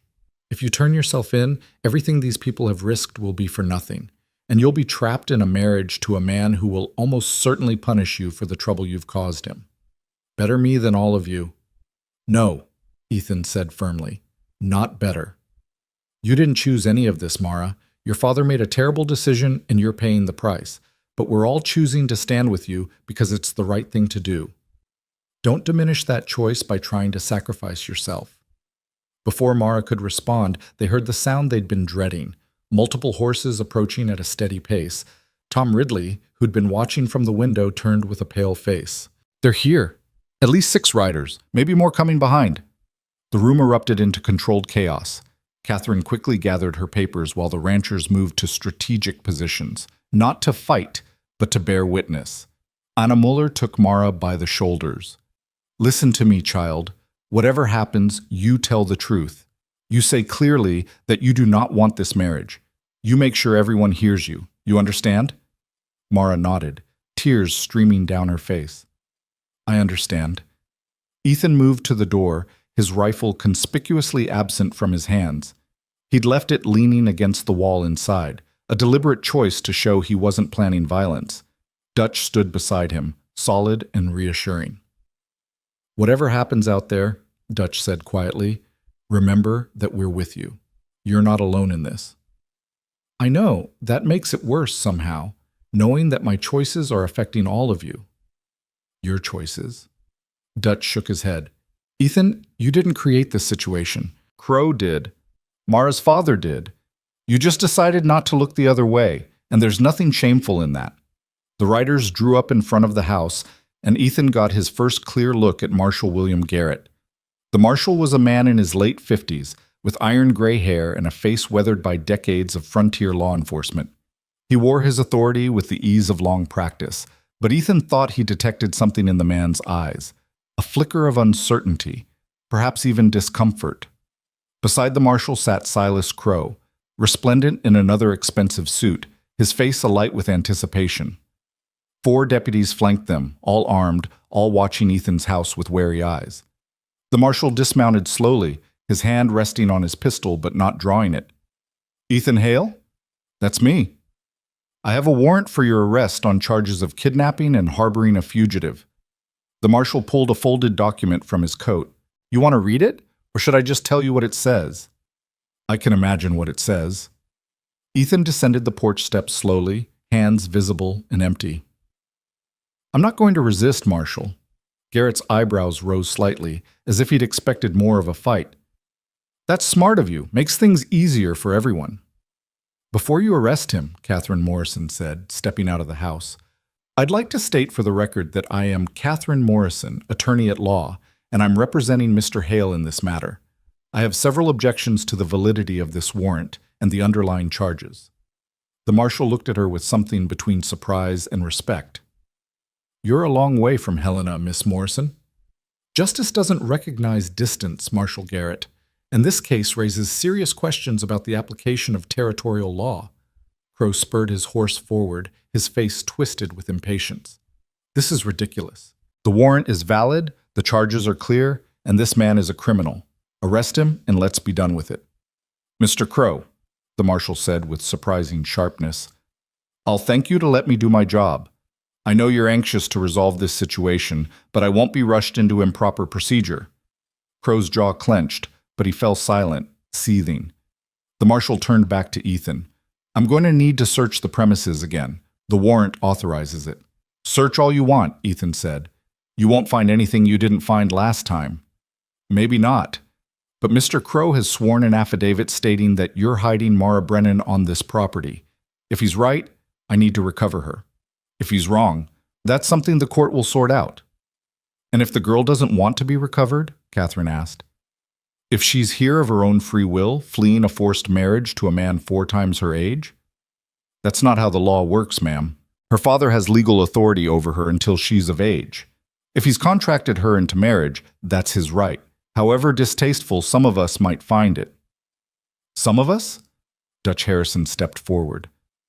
You find this distasteful too, Marshal? Garrett's face showed a flash of something. Frustration, perhaps, or weariness. What I think personally doesn't matter. I enforce the law as it's written, not as I wish it was. Even when the law is wrong, Anna Muller called out. Even then, ma'am, because the alternative is chaos, where every man decides for himself which laws to follow and which to ignore. There's another alternative, Catherine said, courts that review laws and strike down those that violate fundamental principles of justice and human dignity. I filed a petition requesting exactly that, a hearing to determine whether this marriage contract is legally enforceable or whether it violates public policy. The marshal looked at her with grudging admiration. You work fast. When children's lives are at stake, I don't see the point in working slowly. Crow had heard enough. This is a delaying tactic, nothing more. The contract is valid, the warrant is valid, and I want my property returned to me immediately. She's not property, Ethan said, his voice hard. She's a 13-year-old girl. She's whatever the law says she is, Crow shot back. And the law says she's mine. Then the law's an ass, Dutch muttered, loud enough for everyone to hear. The marshal sighed heavily, looking like a man caught between conflicting duties. Let's just get this done. Deputies, search the house and outbuildings. Mr. Hale, I'm going to have to place you under arrest. Will you come peacefully? I will. Ethan extended his wrists for the handcuffs, but his eyes sought out the doorway where Mara stood watching, still dressed as a boy, her face streaked with tears. As the cold metal closed around his wrists, the deputies spread out to search. They were more thorough this time, pulling up floorboards, checking the attic space, examining every possible hiding spot. One deputy headed for the barn, while another made for the storm shelter. Ethan watched it all with a sinking feeling. They'd been lucky once with Mara's disguise, but if Crow looked closely enough, if he recognized something in her eyes or the shape of her face. The deputy searching the house emerged, shaking his head. Nothing inside, Marshal, just the usual living quarters. The barn search yielded the same result, as did the storm shelter. The deputies regrouped, reporting failure to find any sign of the missing girl. Crow's face had gone red with rage. She's here. I know she's here. That boy. He pointed at Mara. I saw him last time. There's something wrong about him. Search him. Check his identity. Mr. Crow, the marshal said wearily, we've searched the entire property. There's no sign of the girl. Because she's standing right there. Crow dismounted and stalked toward Mara. That's no boy. That's her. I can see it now. The eyes, the way she stands. She's cut her hair and dressed like a male, but it's her. Mara stood frozen as Crow approached, and Ethan saw terror flash across her face. But then something remarkable happened. Anna Mueller stepped between Crow and the girl, her sturdy frame blocking his path. You leave that child alone, Anna said firmly. You come to house of my friend. You make accusations. You arrest good man. This is enough. You do not touch child. That's not a child. It's my property. Crow tried to push past her, but now Jacob Mueller was there too, and Samuel Cord forming a human barrier between Crow and Mara. You want to get to her, Samuel said quietly. You'll have to go through us. The marshal's hand went to his pistol, but he didn't draw it. Folks, I appreciate your trying to help, but interfering with a lawful search is a crime. I don't want to arrest the whole lot of you. Then don't search the girl, Dutch countered. You've got no evidence she's who Crow claims. You've got a paranoid man making wild accusations. I'm not paranoid, Crow shouted. That is Mara Brennan, and I demand you verify her identity immediately. Catherine Morrison stepped forward, her voice cutting through the chaos. Marshal Garrett, I'd like to point out that you have no legal authority to search a minor child's person without parental consent or probable cause. Mr. Crow's unsubstantiated claims do not constitute probable cause. That's debatable, the marshal said, though he sounded uncertain. Actually, it's not. Territorial statute is quite clear on this point. And if you do search this child without proper authority, and it turns out to be Mr. Hale's nephew as claimed, you'll be violating that child's rights and opening yourself to legal liability. The marshal looked thoroughly frustrated now, caught between competing legal obligations and growing pressure from all sides. He studied Mara for a long moment, taking in her short hair, her boy's clothing, the dirt on her face. "What's your name, son?" he asked finally. Mara's voice came out low and rough, just as she'd practiced. "Mark Hale, sir. I'm visiting my uncle from Chicago." "How old are you?" 15, sir, going on 16. "And you've been here how long?" "About 2 weeks now. Uncle Ethan's teaching me ranch work." 2 weeks. Crow seized on the detail. "That's exactly when Mara disappeared, don't you see? It's too perfect a coincidence." "Coincidences happen, Mr. Crow," the marshal said, though he still looked troubled. He turned back to Mara. "Do you have any documentation proving your identity? Travel papers, maybe? A letter from your mother?"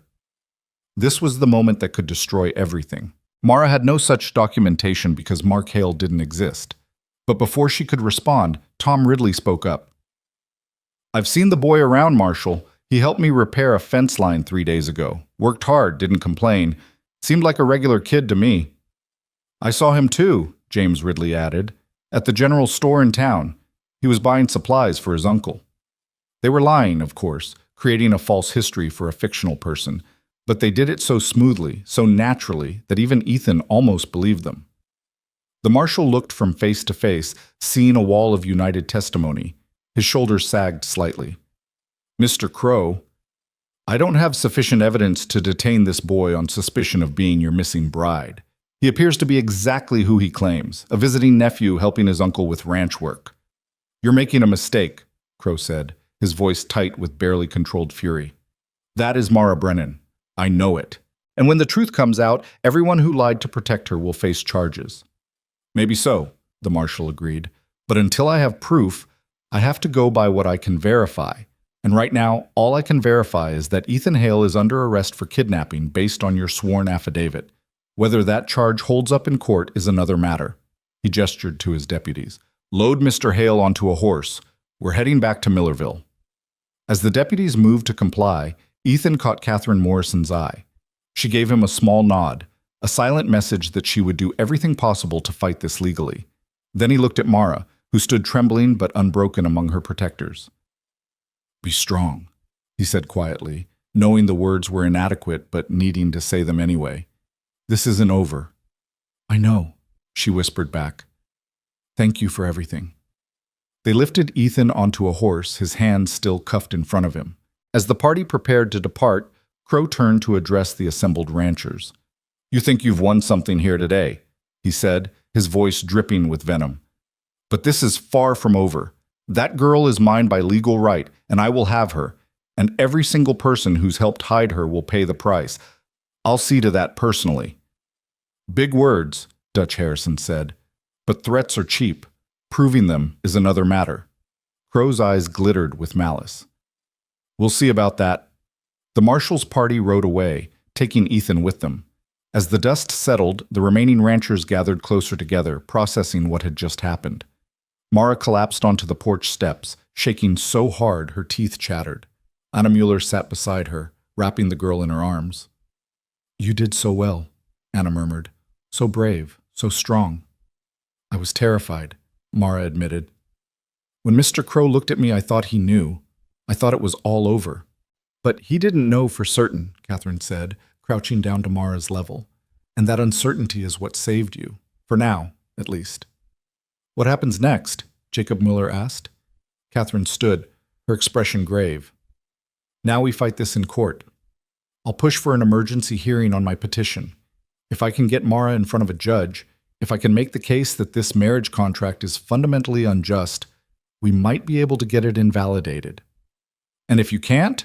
Samuel Cord asked. Then Ethan goes to prison, Mara gets turned over to Crow, and everyone who testified today could face perjury charges. Catherine met each of their eyes in turn. I won't lie to you, the odds aren't good. Territorial courts are conservative, and Crow has money and influence, but we have something he doesn't. What's that? Tom Ridley asked. We have the truth. And sometimes, if you can get the truth in front of the right person, it's enough to tip the scales. Catherine turned to Mara. Which brings me to the most important question. If I can get you into that courtroom, if I can get you in front of a judge, will you be able to speak up? To tell your story clearly and honestly? Mara nodded, wiping tears from her face. I'll do whatever it takes. Mr. Hale is in jail because of me. All of you are at risk because of me. The least I can do is tell the truth. Good. Then we have a fighting chance. Catherine began gathering her things. I need to ride back to Helena immediately and file the necessary paperwork. With luck, I can get a hearing scheduled within the week. A week, Dutch said quietly. A lot can happen in a week. I know, which is why Mara needs to stay hidden and safe. Mr. Crow is going to be watching this property now, waiting for her to slip up. Catherine looked at the assembled ranchers. Do any of you have a place where she could stay temporarily? Somewhere Crow wouldn't think to look? She can stay with us, Anna Muller said immediately. Our farm is small, not worth Crow's attention. And we have daughters. She can hide among them, just another girl helping with chores. That's risky for you, Catherine warned. Everything is risky now, Jacob Muller replied. But Anna is right. The girl needs somewhere safe, and we can provide it. It was decided quickly. Mara would go with the Mullers, still disguised as a boy for the journey, then resume being herself once safely hidden on their property. The other ranchers would maintain watch and communication, ready to sound the alarm if Crow's men came searching again. As they prepared to leave, Mara approached Dutch Harrison. Mr. Harrison, can you get a message to Mr. Hale? Can you tell him I'm sorry, that I never wanted any of this to happen? Dutch's scarred face softened. He knows that girl, and he doesn't blame you. None of us do. But he's in jail because of me. He's in jail because he chose to do the right thing. That's on Crow, not you. Don't you forget that. The ranchers dispersed in groups, heading in different directions to avoid drawing attention. Anna and Jacob took Mara with them, the girl hunched in the saddle of Jacob's spare horse, still maintaining her disguise. Dutch remained behind, staring at Ethan's empty house. The morning had started with hope, a plan, a lawyer, a chance at justice. But now Ethan was in custody, the girl was in greater danger than ever, and they were all balanced on a knife's edge between vindication and catastrophe. He thought about what the marshal had said, about enforcing the law even when it was wrong. Dutch understood that sentiment, respected it even. He'd been a soldier once, following orders he didn't always agree with because discipline and order mattered. But there was a difference between military discipline and moral courage. And sometimes, moral courage meant standing against the law when the law had lost its way. As he rode back to his own ranch, Dutch wondered what the next week would bring. Would Catherine Morrison's legal maneuvering work? Would they get Mara in front of a sympathetic judge? Or would Crow's money and influence crush them all? He didn't have answers. All he had was a bone-deep certainty that what they were doing was right, and a hope, fragile but unbreakable, that right would somehow triumph over legal. It had to. Because if it didn't, then everything they believed about justice and freedom and the frontier as a place where people could build better lives, all of it would be revealed as a comforting lie. And Dutch Harrison wasn't ready to accept that, not yet. Not while there was still fight left in him. The jail in Millerville was a squat stone building that smelled of damp earth and human misery. Ethan sat on a narrow cot in the single cell, his wrists still aching from the handcuffs they'd finally removed once he was locked behind bars. Through the small barred window, he could see a sliver of sky turning from blue to gold as evening approached. He'd been here for 3 days. 3 days of uncertainty, of not knowing whether Mara was safe, whether Catherine Morrison had succeeded in filing her petition, whether the network of ranchers was holding together under Crow's scrutiny. Marshal Garrett had allowed him no visitors and no messages, citing concerns about witness tampering. The isolation was calculated, deliberate, a tactic meant to break his spirit and make him more willing to cooperate. It wasn't working. Ethan had endured worse than this. He'd watched his daughter waste away from fever while he stood helpless. He'd buried his wife in frozen ground and spent 7 winters alone with nothing but ghosts for company. A few days in a cell couldn't touch the depths of suffering he'd already survived. But what gnawed at him was the helplessness. Out there, events were unfolding that would determine Mara's fate, and he could do nothing but wait. The sound of the outer door opening pulled him from his thoughts. He heard voices, the deputy on duty and someone else. A woman's voice he didn't immediately recognize. Then footsteps approached his cell, and he looked up to see an unexpected visitor. She was perhaps 45, dressed in the practical but well-made clothing of someone with means and position. Her dark hair was streaked with gray and pulled back in a severe bun, and her face bore the kind of weathered dignity that came from years of hard-won authority. But it was her eyes that struck Ethan most. They held a sharpness that missed nothing, and a depth that suggested she'd seen more of life's cruelties than she cared to remember. The deputy unlocked the cell door. "You've got 15 minutes, Judge Blackwood. I'll be right outside if you need anything." "Judge." Ethan stood slowly, his mind racing. This was the territorial judge from Helena, the one Catherine Morrison had petitioned. But why had she come here personally? "Mr. Hale," the woman said, studying him with those penetrating eyes. "I'm Judge Margaret Blackwood. I'd like to speak with you about your case, if you're willing." "I'm willing," Ethan said carefully. "Though I'm surprised to see you here. Don't judges usually stay in their courtrooms?" A ghost of a smile crossed her face. "Usually, but Miss Morrison's petition raised questions significant enough that I felt I should investigate personally before making any rulings. I've spoken with several people over the past 2 days, Mr. Crow, Marshal Garrett, some of your neighbors. Now I'd like to hear your side of things." "My side is simple, Your Honor. A 13-year-old girl showed up at my ranch, fleeing a marriage to a man 4 times her age. I chose to protect her. That's the whole story." "Is it?"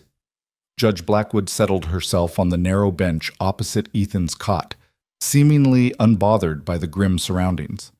"Mr. Crow tells a different story. He says you're an unstable man, unhinged by the loss of your family, who's fixated on this girl as a replacement for your dead daughter. He says you've kidnapped her and are likely holding her against her will somewhere in that valley of yours." Ethan felt anger flash through him, but kept his voice level.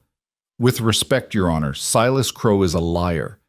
That girl came to me asking for help, and I gave it. The only person holding anyone against their will is Crow himself, through a contract that treats a child like property." "The contract is legal," the judge pointed out. "Parental authority over minor children is well established in territorial law." "Legal doesn't always mean right." "No," Judge Blackwood agreed quietly.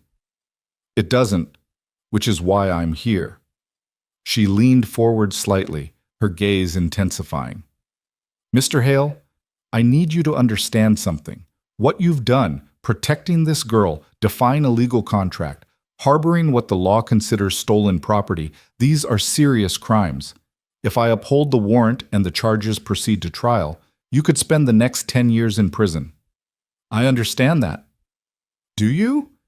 Do you understand that your ranch will be lost, your reputation destroyed, your life essentially over?"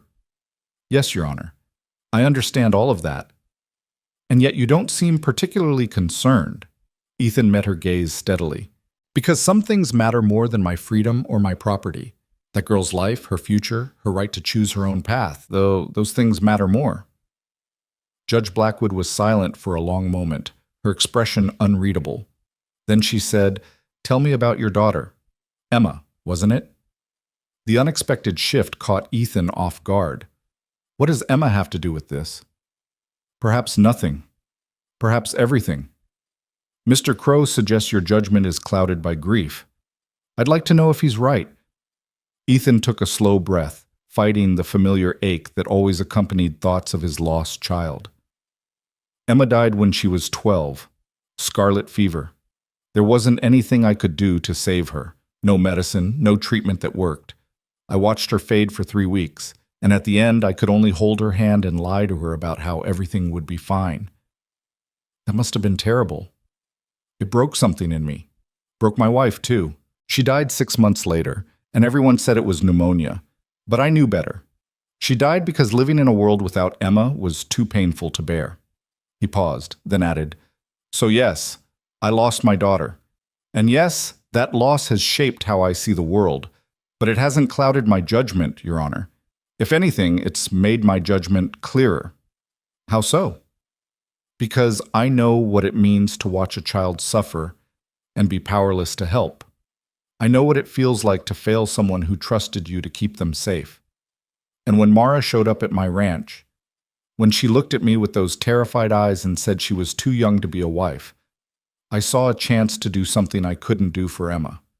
I saw a chance to actually save someone. Even if it meant breaking the law? The law that says a father can sell his 13-year-old daughter to settle a gambling debt? Yes, Your Honor. I'll break that law every time." Judge Blackwood stood and walked to the small window, staring out at the darkening sky. When she spoke again, her voice carried a weight that suggested she was sharing something deeply personal. "I was married when I was 14, she said quietly, "to a man my father chose. A business arrangement that benefited him greatly and destroyed my childhood.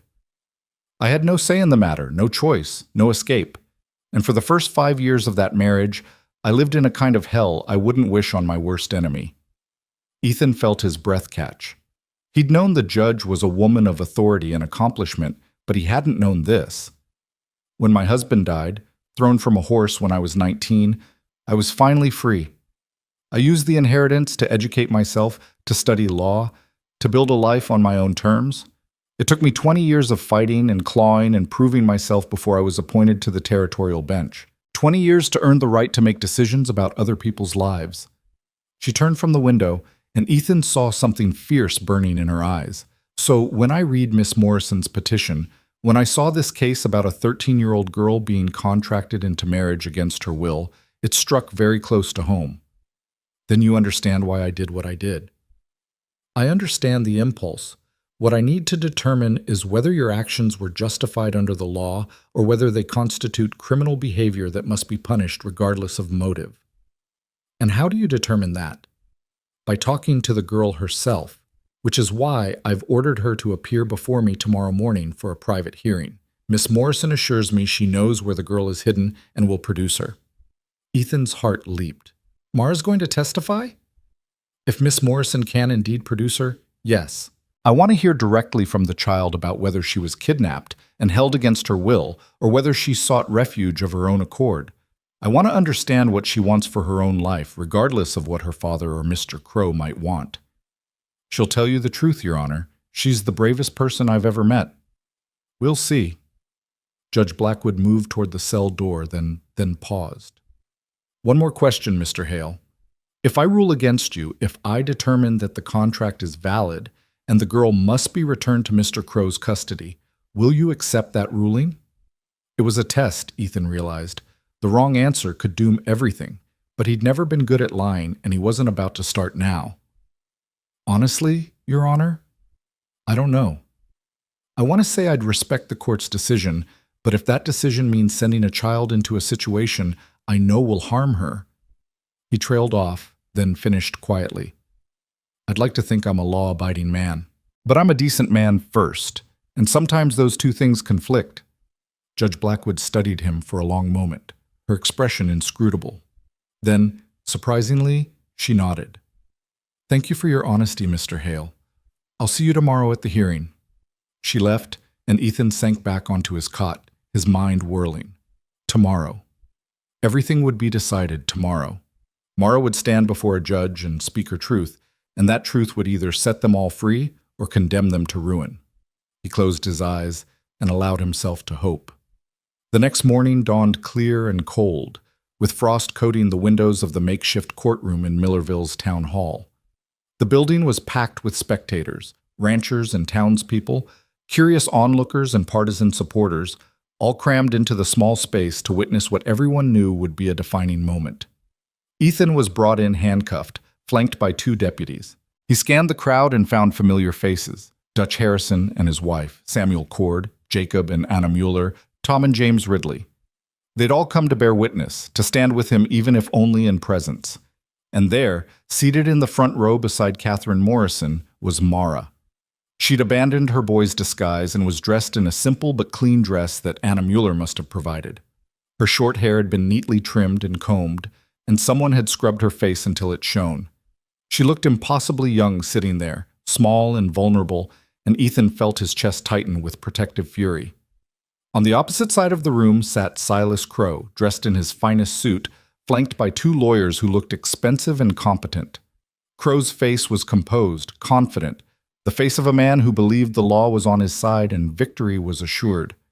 Judge Blackwood entered through a side door, and everyone rose. She took her seat behind a makeshift bench, really just a table draped with a cloth bearing the territorial seal, and surveyed the assembled crowd with sharp eyes.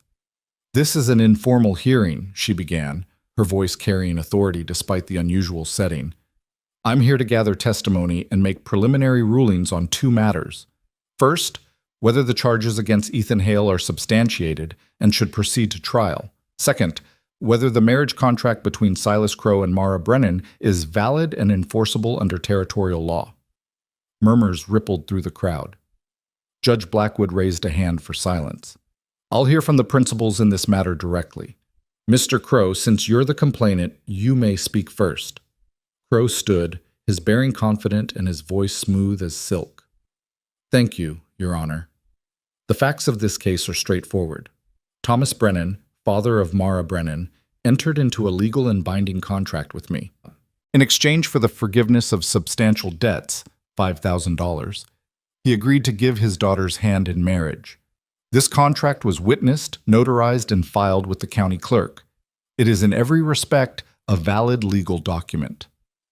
When the girl disappeared days before our wedding, I naturally sought to recover my intended bride.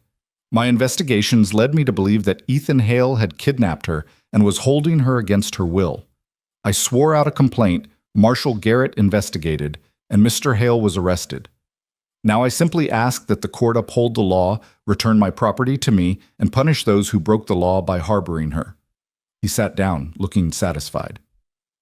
Judge Blackwood made a note, then turned to Catherine Morrison. "Miss Morrison, you represent Mr. Hale." "I do, Your Honor. And I'd like to address Mr. Crow's characterization of Miss Brennan as his property. She is not property. She is a human being, a child, entitled to fundamental rights that cannot be signed away by a parent, no matter how much debt that parent has incurred." "The law says otherwise," one of Crow's lawyers interjected. "The law is evolving," Catherine shot back, "and this court has the authority to determine whether a contract violates public policy, even if it appears facially valid. I submit that any contract that treats a 13-year-old child as a commodity to be traded for debt relief is fundamentally void as against public policy." Judge Blackwood held up a hand. "Save the legal arguments for later, Miss Morrison. Right now, I want to hear from the girl herself." She gestured to Mara. "Miss Brennan, please approach." Mara stood on shaking legs and walked to the front of the room. She looked impossibly small standing there before the judge, before Crow, before the assembled crowd. But when she spoke, her voice was clear and steady. "Yes, Your Honor. I have several questions for you, and I need you to answer them honestly. Do you understand?" "Yes, Your Honor." "First, did Ethan Hale kidnap you?" "No, Your Honor. I went to his ranch of my own free will, asking for help." "Why did you need help?" Mara's hands clenched at her sides. "Because my father had sold me to Mr. Crow to pay off his gambling debts. The wedding was scheduled, and I was terrified." "Terrified of what?" "Of being married to a man I didn't know, who was 4 times my age, who looked at me in ways that made my skin crawl. Of being trapped in a situation I had no power to escape." Crow surged to his feet. "This is nonsense. The girl is being coached to say these things." "Mr. Crow, sit down," Judge Blackwood said sharply. "You'll have your chance to respond." Crow sat, his face flushed with anger. The judge turned back to Mara. "Did anyone coach you to say those words?" "No, Your Honor. They're the truth. My truth." "Tell me about the night you left your father's house. What happened?" Mara took a deep breath, and then the story poured out of her. She spoke of her father's gambling, of Crow's initial visit to their home, of the contract being signed while she stood by helplessly. She spoke of Crow's cold assessment of her, his comments about breaking her spirit, his thinly veiled threats about what would happen after they were married. My Aunt Margaret, my father's sister, she couldn't stand to see it happen. She drove me to Mr. Hale's ranch in secret, begging him to hide me, and he agreed even though he knew it would put him in danger.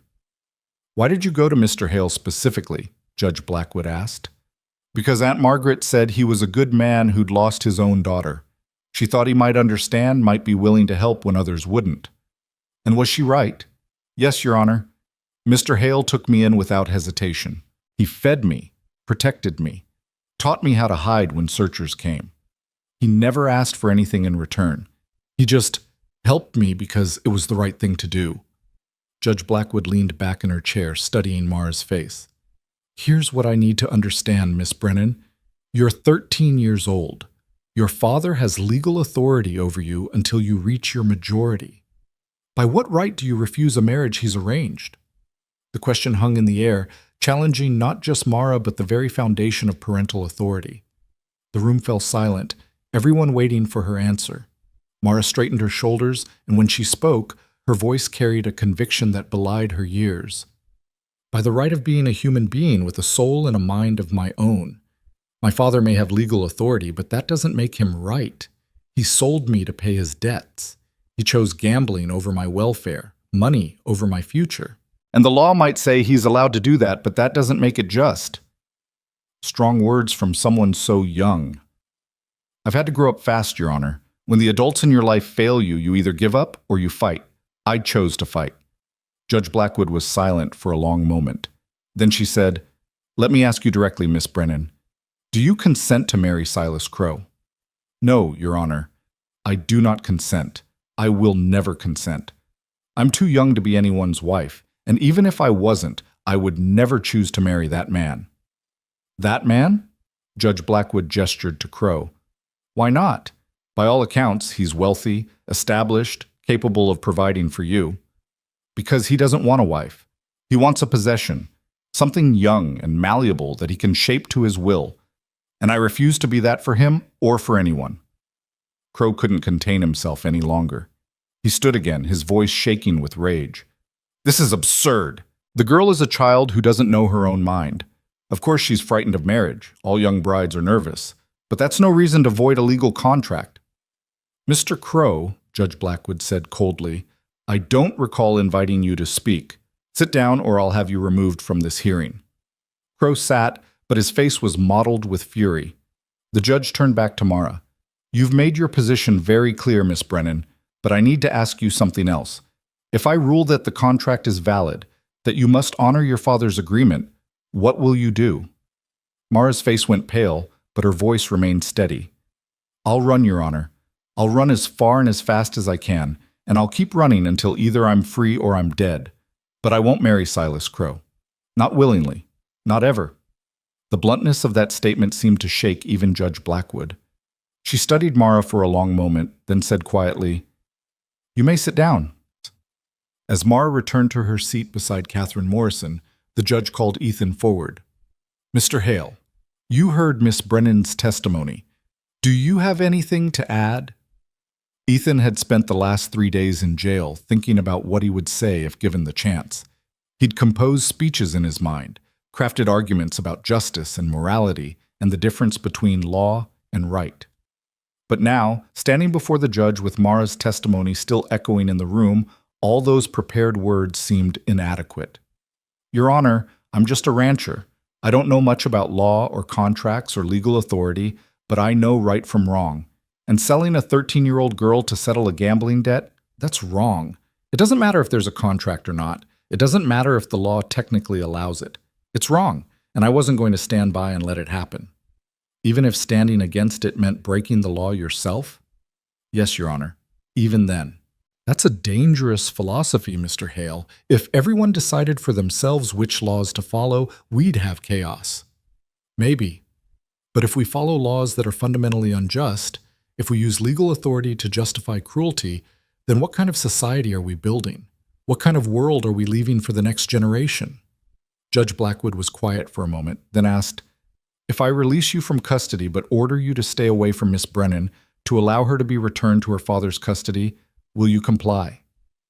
It was the same test she'd posed in the jail cell, but this time there was a courtroom full of witnesses. Ethan knew his answer could determine everything. "No, Your Honor, I won't." Gasps rippled through the crowd. Even Catherine Morrison looked alarmed. "You're refusing a direct order from this court?" Judge Blackwood asked, her voice dangerously quiet. "I'm saying that some things matter more than my obedience to a law I believe is unjust. If you rule that Mara must be returned to Crow, I'll fight that ruling with every legal means available. But if those legal means fail, if the law says she must be forced into this marriage, then yes, I'll break that law. I'll help her run, hide her, do whatever it takes to keep her free. You understand that's contempt of court? That I could have you imprisoned indefinitely?"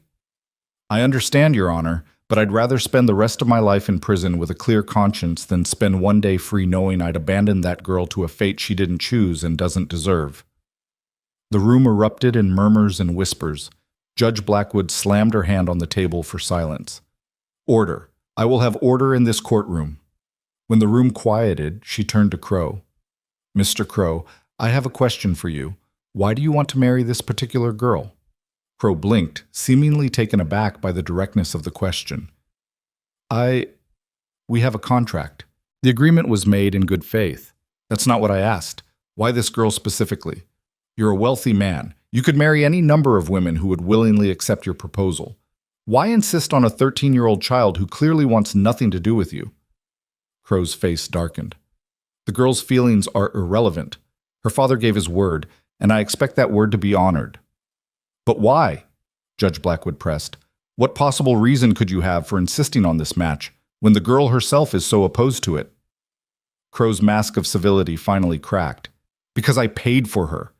I forgave $5,000 in debt. That's real money, real value. And in return, I was promised a young, unspoiled bride who could give me children and manage my household. That was the bargain, and I intend to collect what I'm owed." The words hung in the air, ugly and revealing. In that moment, Crow had confirmed everything Mara and her defenders had claimed. He didn't see her as a person, but as a commodity he'd purchased. Judge Blackwood's face could have been carved from stone. "What you're owed," she repeated quietly. "Mr. Crow, I've been a judge for 7 years. In that time, I've heard countless cases and made countless rulings. But I've never heard anything quite as repulsive as what you just said." Crow seemed to realize his mistake. "Your Honor, I didn't mean—" "You meant exactly what you said. You view this child as property you purchased, and you're demanding delivery of your goods. Well, Mr. Crow, I have news for you. Children are not goods. They are not property, and no contract, however legal it may appear, can change that fundamental truth." She stood, and everyone in the room rose with her. "I'm issuing several rulings," Judge Blackwood announced. "First, all charges against Ethan Hale are dismissed. He did not kidnap Miss Brennan. She sought refuge with him of her own free will, and he provided that refuge in service of a higher moral obligation. Relief flooded through Ethan so powerfully he nearly staggered. Second, the marriage contract between Silas Crow and Mara Brennan is hereby declared void as against public policy. No court in this territory should enforce a contract that treats a child as a commodity to be bought and sold." Crow shot to his feet. "You can't do that. The contract is legal." "The contract may be legal, Mr. Crow, but it is not enforceable. There's a difference. And I am exercising my authority to refuse to enforce a contract that violates fundamental principles of human dignity. I'll appeal this. I'll take it to the Territorial Supreme Court." "You do that," Judge Blackwood said calmly. "But until such time as a higher court overturns my ruling, this contract is void." She turned to Mara. "Miss Brennan, I'm placing you under the temporary guardianship of—" She paused, scanning the courtroom. Then her eyes settled on Anna Mueller. "Mrs. Anna Mueller, who has testified to her willingness to provide you with a safe home and proper education. Your father's parental rights are suspended pending a full review of his fitness." "You can't take away a father's rights," one of Crow's lawyers objected. "I can, and I have," Judge Blackwood replied. "Mr. Brennan sold his daughter to pay gambling debts. That demonstrates such a fundamental failure of parental duty that I have no choice but to intervene. If he wishes to challenge my ruling, he may file an appeal." She gathered her papers, then addressed the entire courtroom. Let this case serve as a reminder that the law is meant to serve justice, not to facilitate injustice. When contracts or statutes are used to perpetrate harm against the vulnerable, it is the duty of the courts to stand as a bulwark against that harm. This hearing is adjourned. The room erupted in chaos. Some people cheering, others protesting, everyone talking at once. But Ethan heard none of it. He was watching Mara, who had collapsed into Anna Muller's arms, sobbing with relief.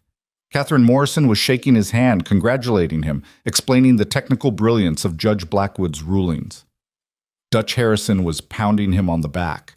Other ranchers were crowding around, offering their support and celebration. But Ethan's eyes kept returning to Mara, this brave child who'd stood before a judge and demanded her right to choose her own life. She'd won. They'd all won.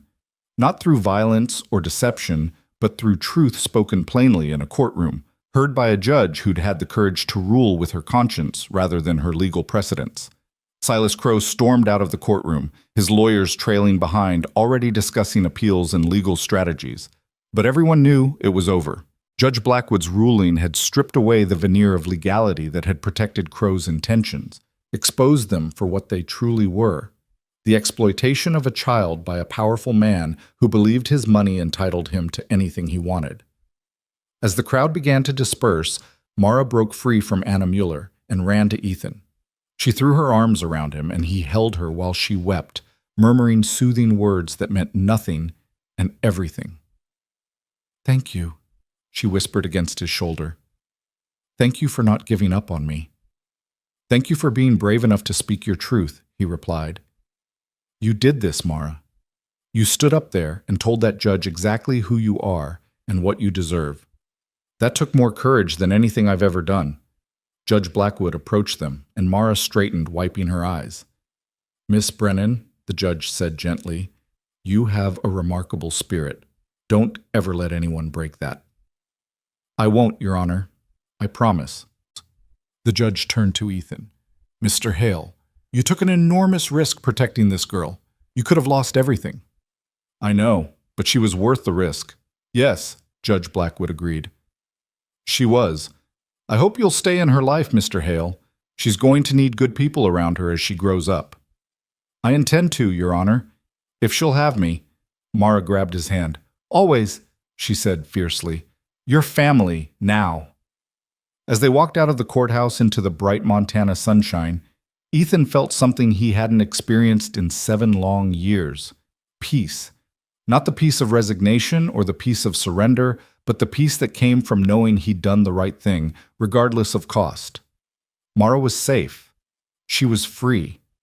And together, along with all the good people who'd stood beside them, they'd proven that sometimes truth really could triumph over power. Sometimes, if you had the courage to fight for it, justice could win. The celebration that followed Judge Blackwood's ruling was tempered by caution. Everyone knew that Silas Crowe wasn't a man who accepted defeat gracefully, and his lawyers had already filed notice of appeal before the sun set that day.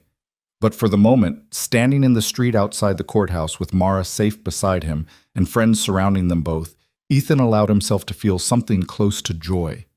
Dutch Harrison organized an impromptu gathering at his ranch that evening, and nearly everyone who'd stood with them during the ordeal came.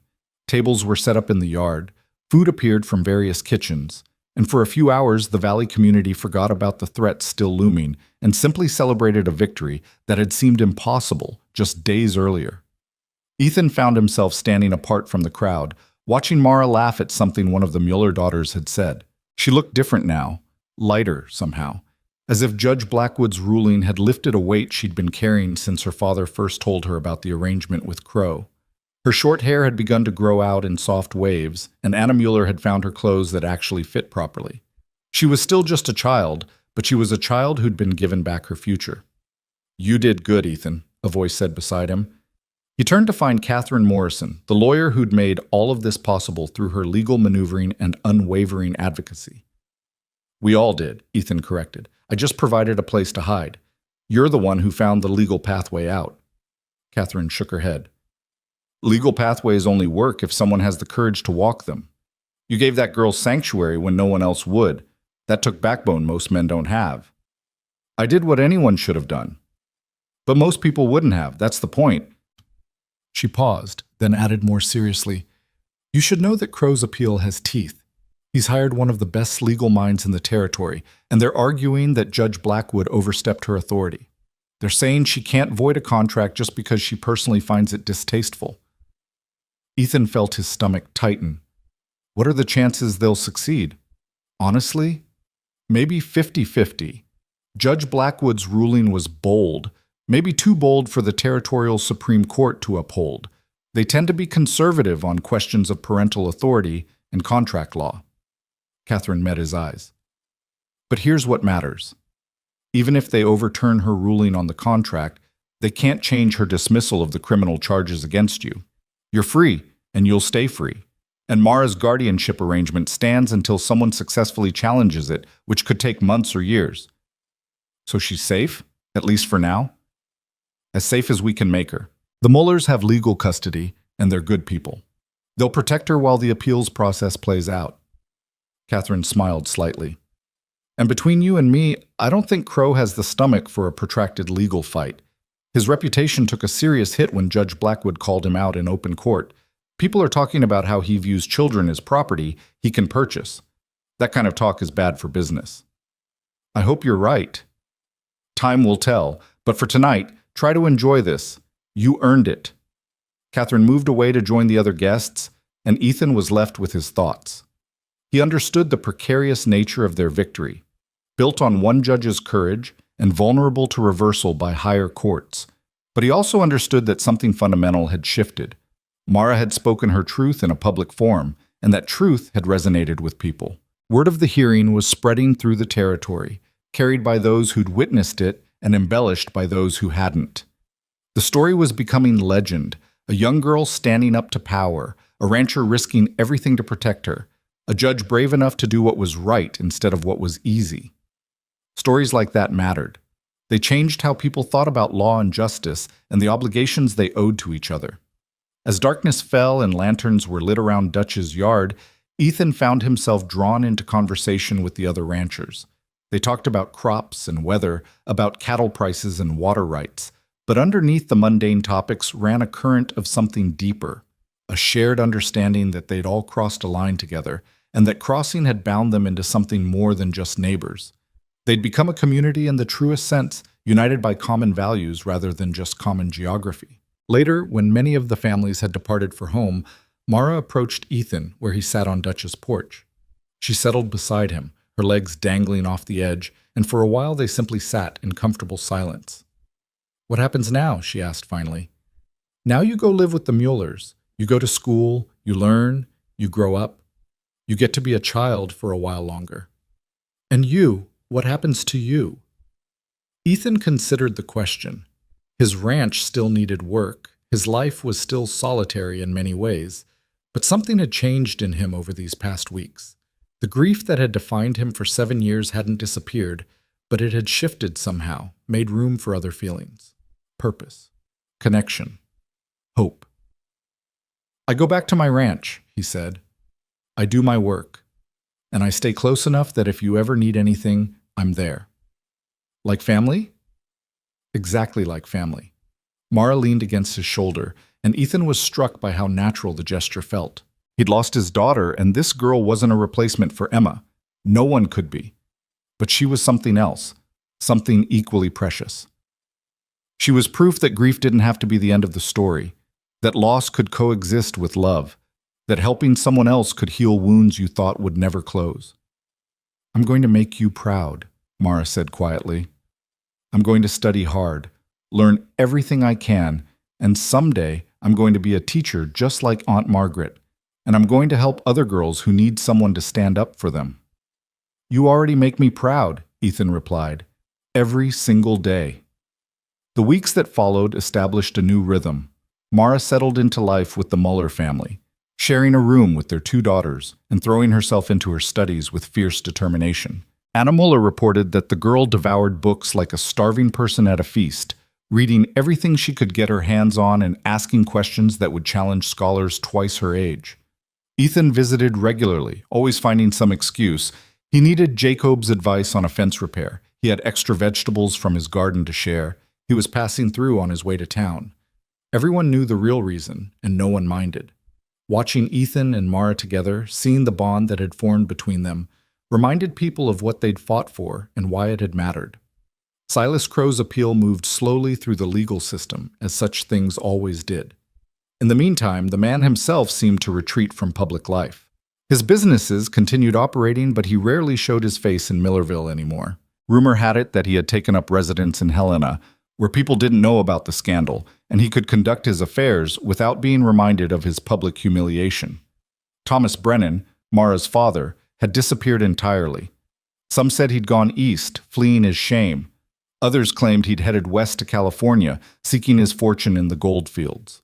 Mara never asked about him, and Ethan didn't volunteer information. Some absences were blessings in disguise.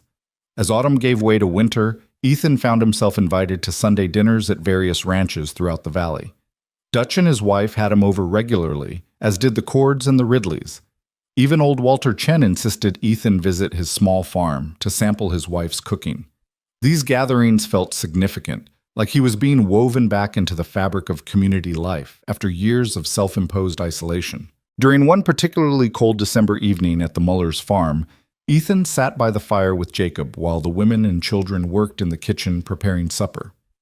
Jacob puffed on his pipe, the smoke curling toward the rafters. "I have been thinking," Jacob said in his accented English, "about what we did, about standing against Crow and the law." "Having regrets?" Ethan asked. No, opposite of regrets. I am thinking we should have done something like this sooner, not wait for crisis to bring us together." He gestured with his pipe toward the kitchen, where laughter echoed. "We live close to each other. We share this valley, but before Mara came, we were strangers who happened to be neighbors. Now we are something more." "A community," Ethan said. Exactly. A community. And I'm thinking, what if we make this permanent? What if we form a council, something official, where we help each other and watch out for injustice before it becomes crisis? The idea took root in Ethan's mind. Like a valley association? Something like that. We could meet once a month, share news and problems, help those who are struggling. Make sure no one faces trouble alone. Jacob's eyes were bright with the possibility. "What do you think?" "I think it's exactly what we need." The Valley Alliance, as it came to be called, held its first official meeting in January at the schoolhouse. 15 families sent representatives, and together they drafted a simple charter. They would support each other in times of hardship, advocate for just laws in the territorial legislature, and stand together against anyone who tried to exploit the vulnerable among them. It wasn't a revolution. It was simply people deciding to care about each other and formalize that caring into something durable, but in its own way that was more powerful than any single dramatic act. It was sustainability, the long-term commitment that turned one brave moment into a lasting change. Catherine Morrison attended that first meeting, having stayed in the area to monitor Crow's appeal. She brought news that made everyone sit up straighter. "Crow's withdrawn his appeal," she announced. "As of this morning, he's officially dropped all legal action related to the marriage contract in Mara's custody." The room erupted in questions and exclamations. Catherine raised her hands for silence. "I don't know all the details, but my sources suggest that several of Crow's business partners pressured him to let it go. The scandal was affecting their operations, and they made it clear that continuing the fight would cost him more than the girl was worth to him." She paused, then added with satisfaction, "Apparently, there are limits to how much bad publicity even powerful men can weather." Ethan felt relief wash through him so powerfully it left him dizzy. It was truly over. Mara was truly safe. The legal threats that had hung over them all were gone, dissolved not by force, but by social pressure and economic calculation. "What about her father's parental rights?" Anna Muller asked. "Are those still suspended?" "Judge Blackwood's ruling stands. Unless Thomas Brennan returns and successfully petitions for restoration of his rights, which seems unlikely given that he's fled the territory, Mara remains under your guardianship until she reaches majority." Anna's face showed fierce satisfaction. "Good. That is good." After the meeting, as people filed out into the cold January night, Mara found Ethan in the crowd.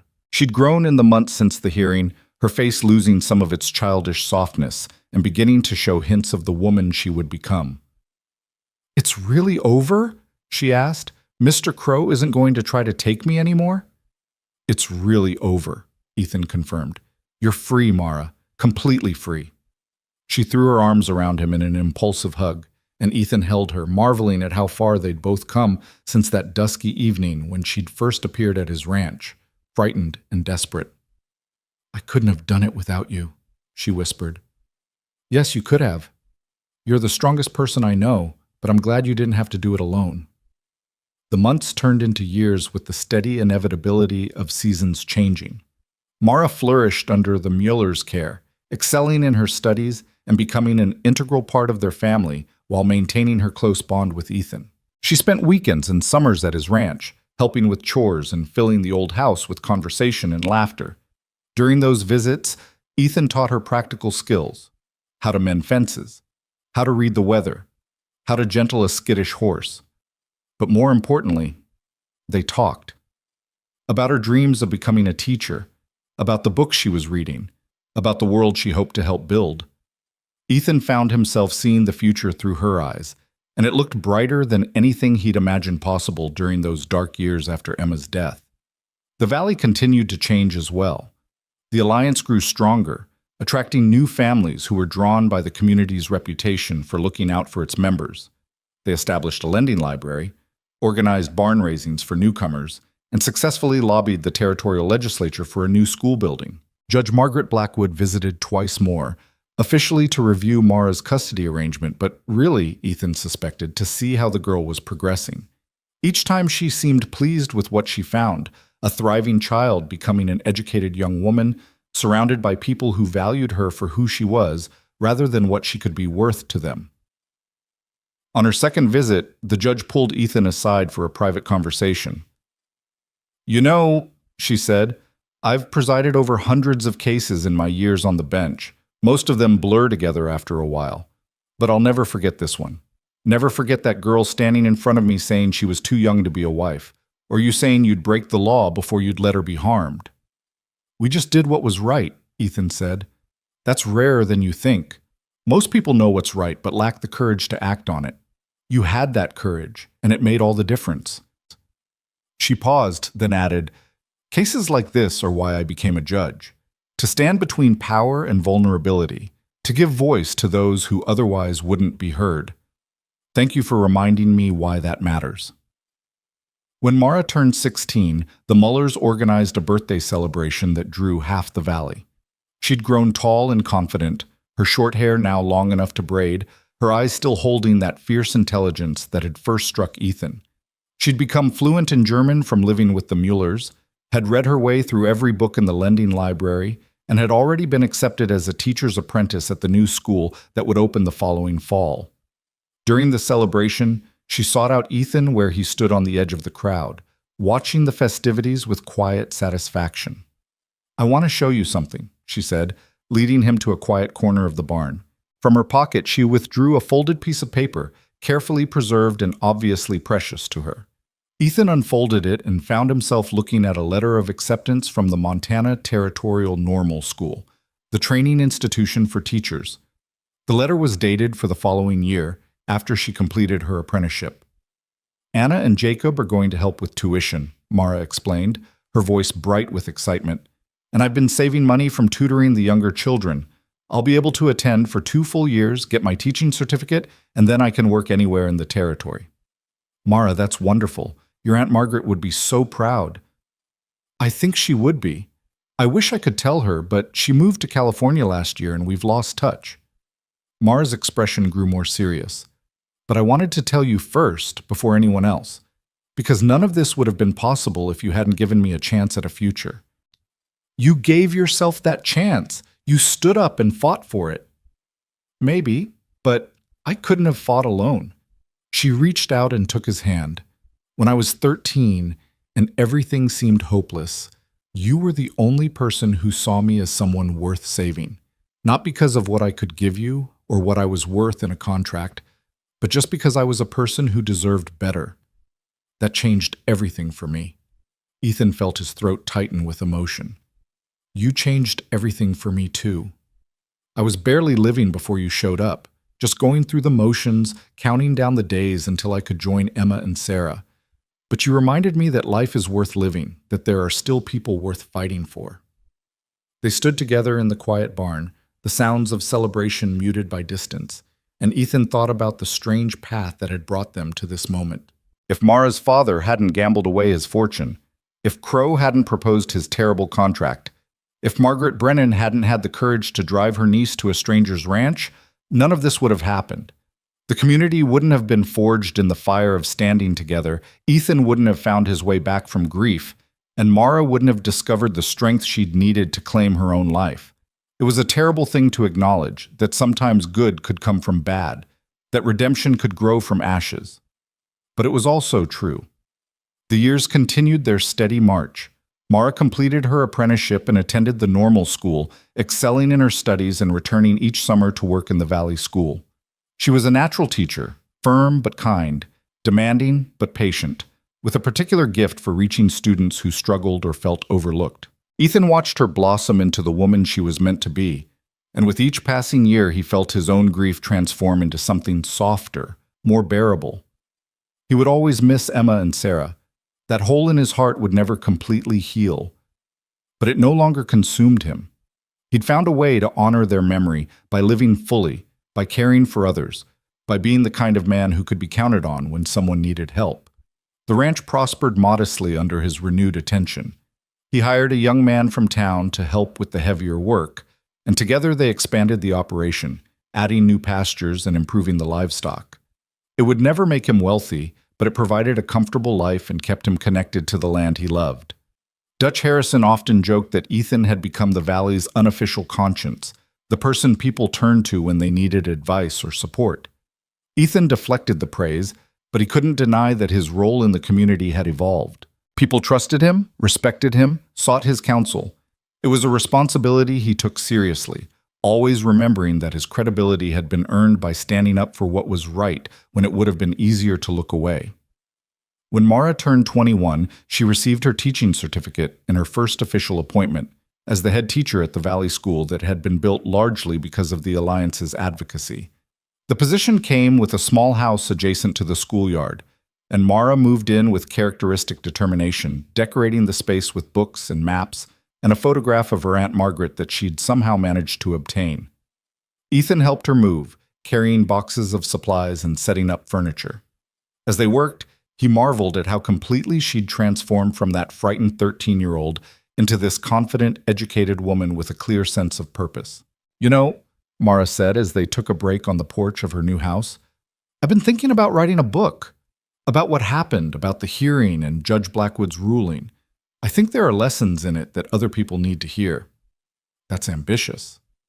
"Maybe, but I remember what it felt like to be powerless, to have adults making decisions about my life without considering what I wanted or needed. And I know there are other children out there in similar situations, being traded or sold or forced into arrangements they never agreed to. If sharing my story could help even one of them find the courage to speak up, wouldn't it be worth doing?" "It would," Ethan agreed. "Though you should know that telling the story will mean reliving all of it, the fear, the uncertainty, the fight." "I know, but I'm not that scared girl anymore. I'm strong enough now to face it." She looked at him with those clear, intelligent eyes. "Will you help me? I want to make sure I get your part of the story right, what you risked, why you chose to help me." "I'll help however I can." Over the following months, Mara worked on her book in the evenings after her teaching duties were done. She interviewed everyone who'd been involved, Ethan and the Mullers, Dutch and the other ranchers, even Catherine Morrison, who provided copies of legal documents and her own recollections of the case. Writing the book forced Mara to confront details she'd tried to forget, but it also gave her a framework for understanding her own story. She wasn't just a victim who'd been saved, she was a person who'd fought for her own freedom with whatever tools she had available, who'd spoken truth to power even when she was terrified, who'd refused to accept a fate others had chosen for her. The manuscript took 2 years to complete. When it was finally published by a small press in Helena, it created ripples far beyond what any of them had anticipated. The story of a 13-year-old girl standing up to a powerful man, supported by ordinary people willing to risk everything for justice, resonated with readers across the territory and beyond. Newspapers reprinted excerpts. Other lawyers began citing Judge Blackwood's ruling in similar cases. Legislators proposed bills to restrict the circumstances under which children could be contracted into marriage. It wasn't a revolution, but it was change, real, measurable change that would make life better for children who came after. Mara's book brought her invitations to speak at schools and community gatherings throughout the territory. She accepted many of them, traveling during summer months to share her story and encourage others to stand up against injustice.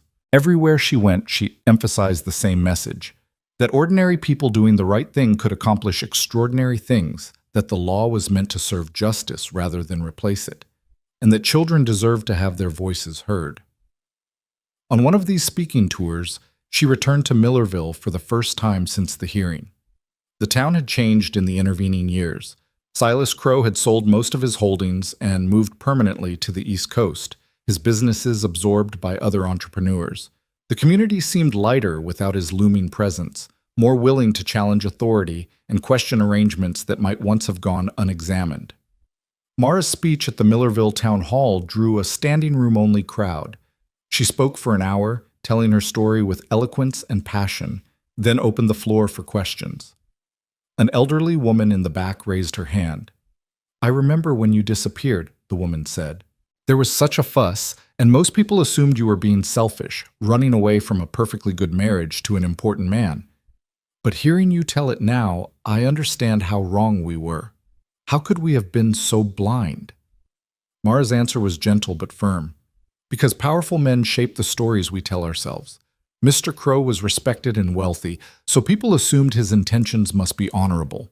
My father had authority over me as my parent, so people assumed he must be acting in my best interest. It's easier to trust the systems we have than to question whether those systems might be broken. "But you questioned them," another voice called out, "even though you were just a child." "Because I had to. Because if I didn't question them, I'd have been trapped in a nightmare. Sometimes the people with the most at stake see the truth most clearly, even if they don't have the power to act on it alone. That's why communities matter. They give individuals the support they need to stand up against injustice." The conversations continued long after the formal speech ended.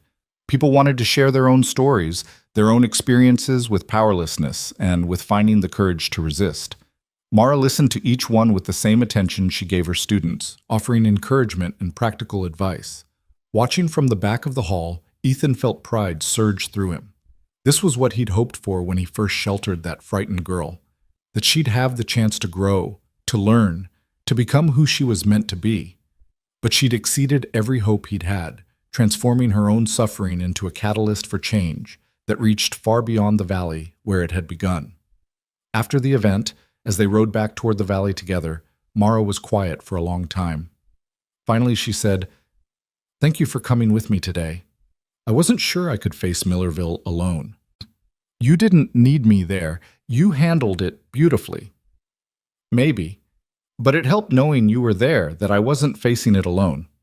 She paused, then added, "I've been offered a position at the Territorial Normal School where I trained. They want me to teach their pedagogy classes and develop curriculum for rural schools." Ethan felt happiness and sadness war within him. That's a tremendous opportunity. It is. It would mean moving to Helena, being away from the valley and the people I love. But it would also mean reaching more students, having a bigger impact. She looked at him. "What do you think I should do?" "I think you should do whatever calls to you most strongly.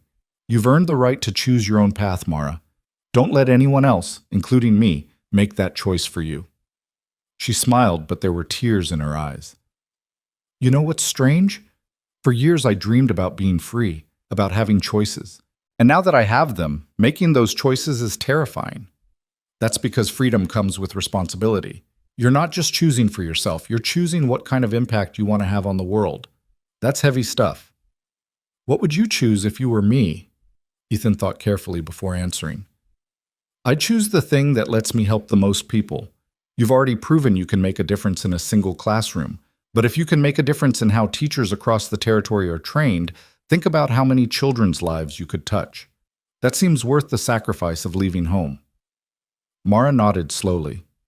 "That's what I think too. but I wanted to hear you say it, to know I wasn't just running toward something new because I'm restless. You're running toward your purpose. There's nothing wrong with that. She accepted the position at the normal school, and the Valley threw her a farewell celebration that rivaled any wedding or harvest festival they'd ever held. People came from farms and ranches throughout the region to wish her well, to thank her for what she'd taught their children, to express their pride in seeing one of their own achieve such success. During the celebration, Anna Muller pulled Ethan aside, tears streaming down her weathered face. "She's like daughter to me," Anna said in her thick accent. "I love her like I love my own girls, but I'm happy she goes to do this important work. Is that strange?" "It's not strange at all," Ethan assured her. "That's what love looks like when it's healthy, wanting the best for someone even when it means letting them go." "You feel this too, Ya, about her leaving?" Ethan nodded, not trusting himself to speak. He'd known this day would come, had actively encouraged it even, but that didn't make the parting any easier. Mara had become the center around which his renewed life revolved, and her absence would leave a hole he'd have to learn to navigate. But it was a different kind of hole than the one Emma's death had left. That had been torn by tragedy, by loss that served no purpose and taught no lessons. This was a space created by growth, by someone he loved moving forward into the life they were meant to live. It hurt, but it was the kind of hurt that came from love rather than from its absence. On the morning Mara was scheduled to depart for Helena, Ethan rode to the schoolhouse where she was finishing her packing. She looked up as he entered, and he saw in her face both excitement for what lay ahead and sadness at what she was leaving behind. "I wanted to give you something," Ethan said, holding out a small wooden box he'd spent weeks crafting. "For your new home." Mara opened it carefully and found inside a collection of items. A pressed flower from Emma's grave, a photograph of Sarah and Emma together that Ethan had treasured for years, a smooth river stone from the creek that ran through his property, and a letter written in his careful hand. "Read the letter when you're settled," he said. "But the other things are just reminders. You're carrying part of this valley with you, part of all of us. You're never really alone, no matter how far you travel." She clutched the box to her chest, tears flowing freely now. "I'm going to miss you so much. You've been more of a father to me than my real father ever was. And you've been the light that brought me back from darkness. We're even." They embraced, and Ethan allowed himself to hold on perhaps a moment longer than necessary, memorizing the feeling of this young woman he'd helped raise, this remarkable person he'd had the privilege of knowing. "Make me proud," he whispered. "I will. I promise." After Mara left for Helena, the valley settled into a new rhythm. Ethan continued his work on the ranch, continued his involvement with the Alliance, continued to be the person people turned to when they needed steady advice. But there was an emptiness in his days that hadn't been there before, a quiet that reminded him uncomfortably of those years right after Sarah's death. He wrote to Mara regularly, and she wrote back with stories of her new life, the students she was teaching, the curriculum she was developing, the other educators she was collaborating with. Her letters were full of energy and purpose, and reading them brought Ethan both joy and a bittersweet longing. Months became a year, then 2. Ethan's hair turned fully gray, and he noticed he moved a bit slower than he used to. The young man he'd hired to help with the ranch was practically running the operation now, with Ethan serving more as advisor than active worker.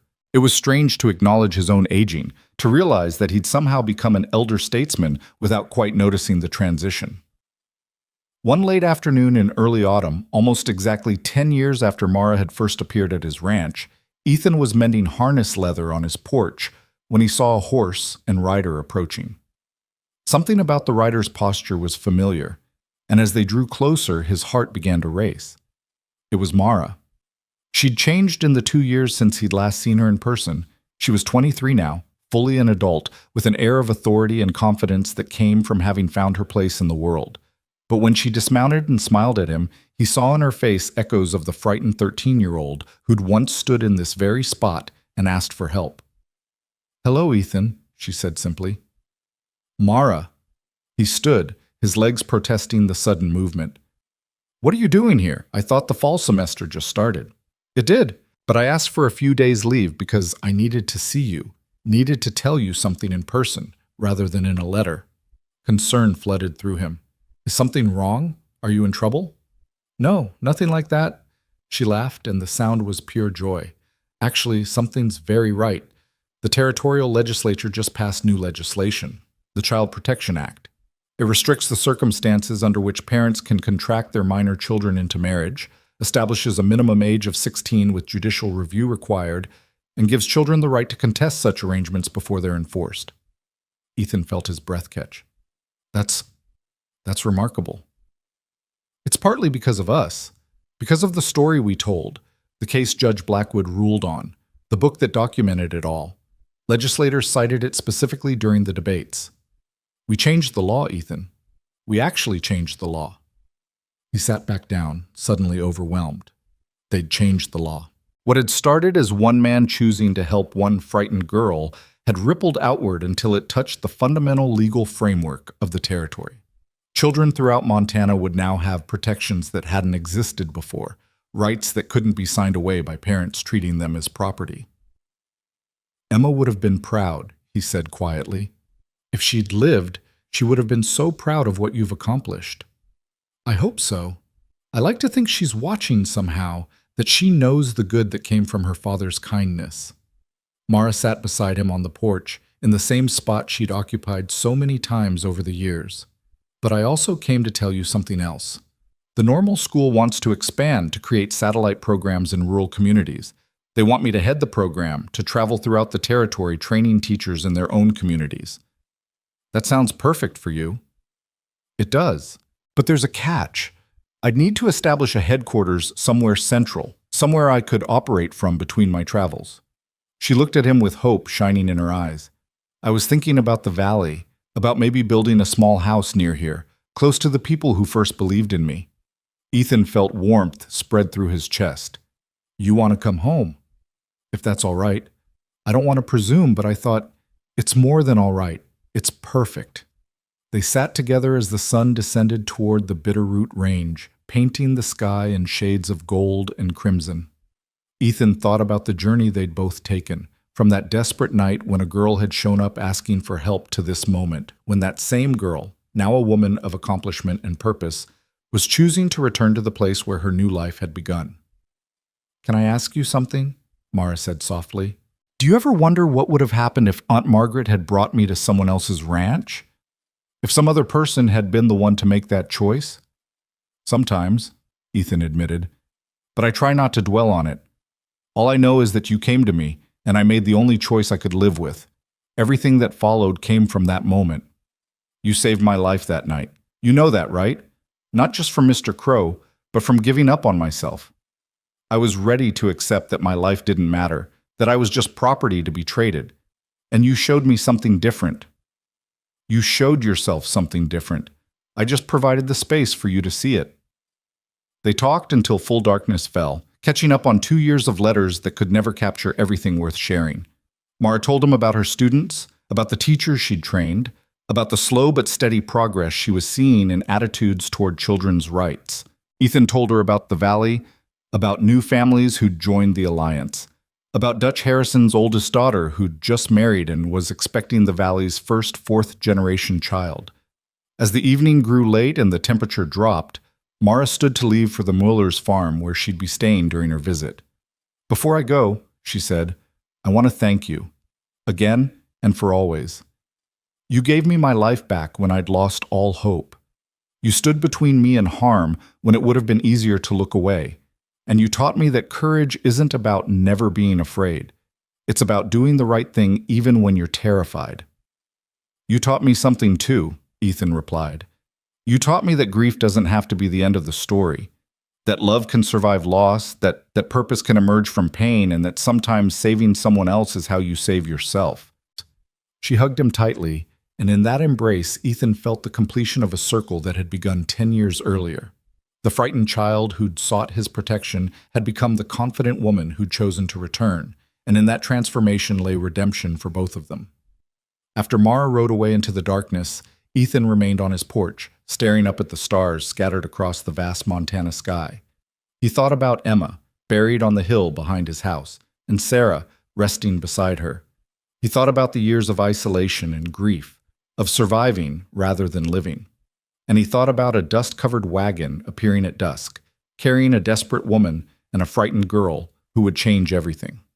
It hadn't been easy. There had been moments of terror, of uncertainty, of wondering if the fight was worth the cost. But standing here now, knowing that Mara was free and flourishing, knowing that their struggle had helped change laws that would protect other children, knowing that his choice to stand for what was right had rippled outward in ways he could never have imagined. It had all been worth it. Every moment of risk, every day of uncertainty, every sacrifice made by everyone who'd stood with them. It had all been worth it. Because one brave decision really could change the course of a life forever. And sometimes, if you were very lucky, changing one life could help change the world. As Ethan finally headed inside, he paused at the door and looked back toward the horizon where Mara had disappeared. Somewhere out there in the darkness, she was riding toward her future. A future she'd earned through her own courage, supported by people who'd believed she deserved better than what the world had tried to give her. And that future was bright enough to light the way for others who would follow, children who would never know Mara's name, but who would benefit from the laws she'd helped inspire, the precedents she'd helped set, the stories she'd been brave enough to tell. It was a good legacy, Ethan thought, the kind of legacy worth fighting for, the kind worth everything they'd risked and everything they'd won. He went inside and closed the door on the cold autumn night, but the warmth of what they'd accomplished together, him and Mara and all the good people who'd stood with them, that warmth would stay with him for whatever years remained. And when his own time came, when he finally joined Emma and Sarah on that hill, he would go in peace. Because he'd done something that mattered. He'd stood for justice when it wasn't easy, protected the vulnerable when others looked away, and helped create a world just a little bit better than the one he'd found. That was enough. More than enough. It was everything.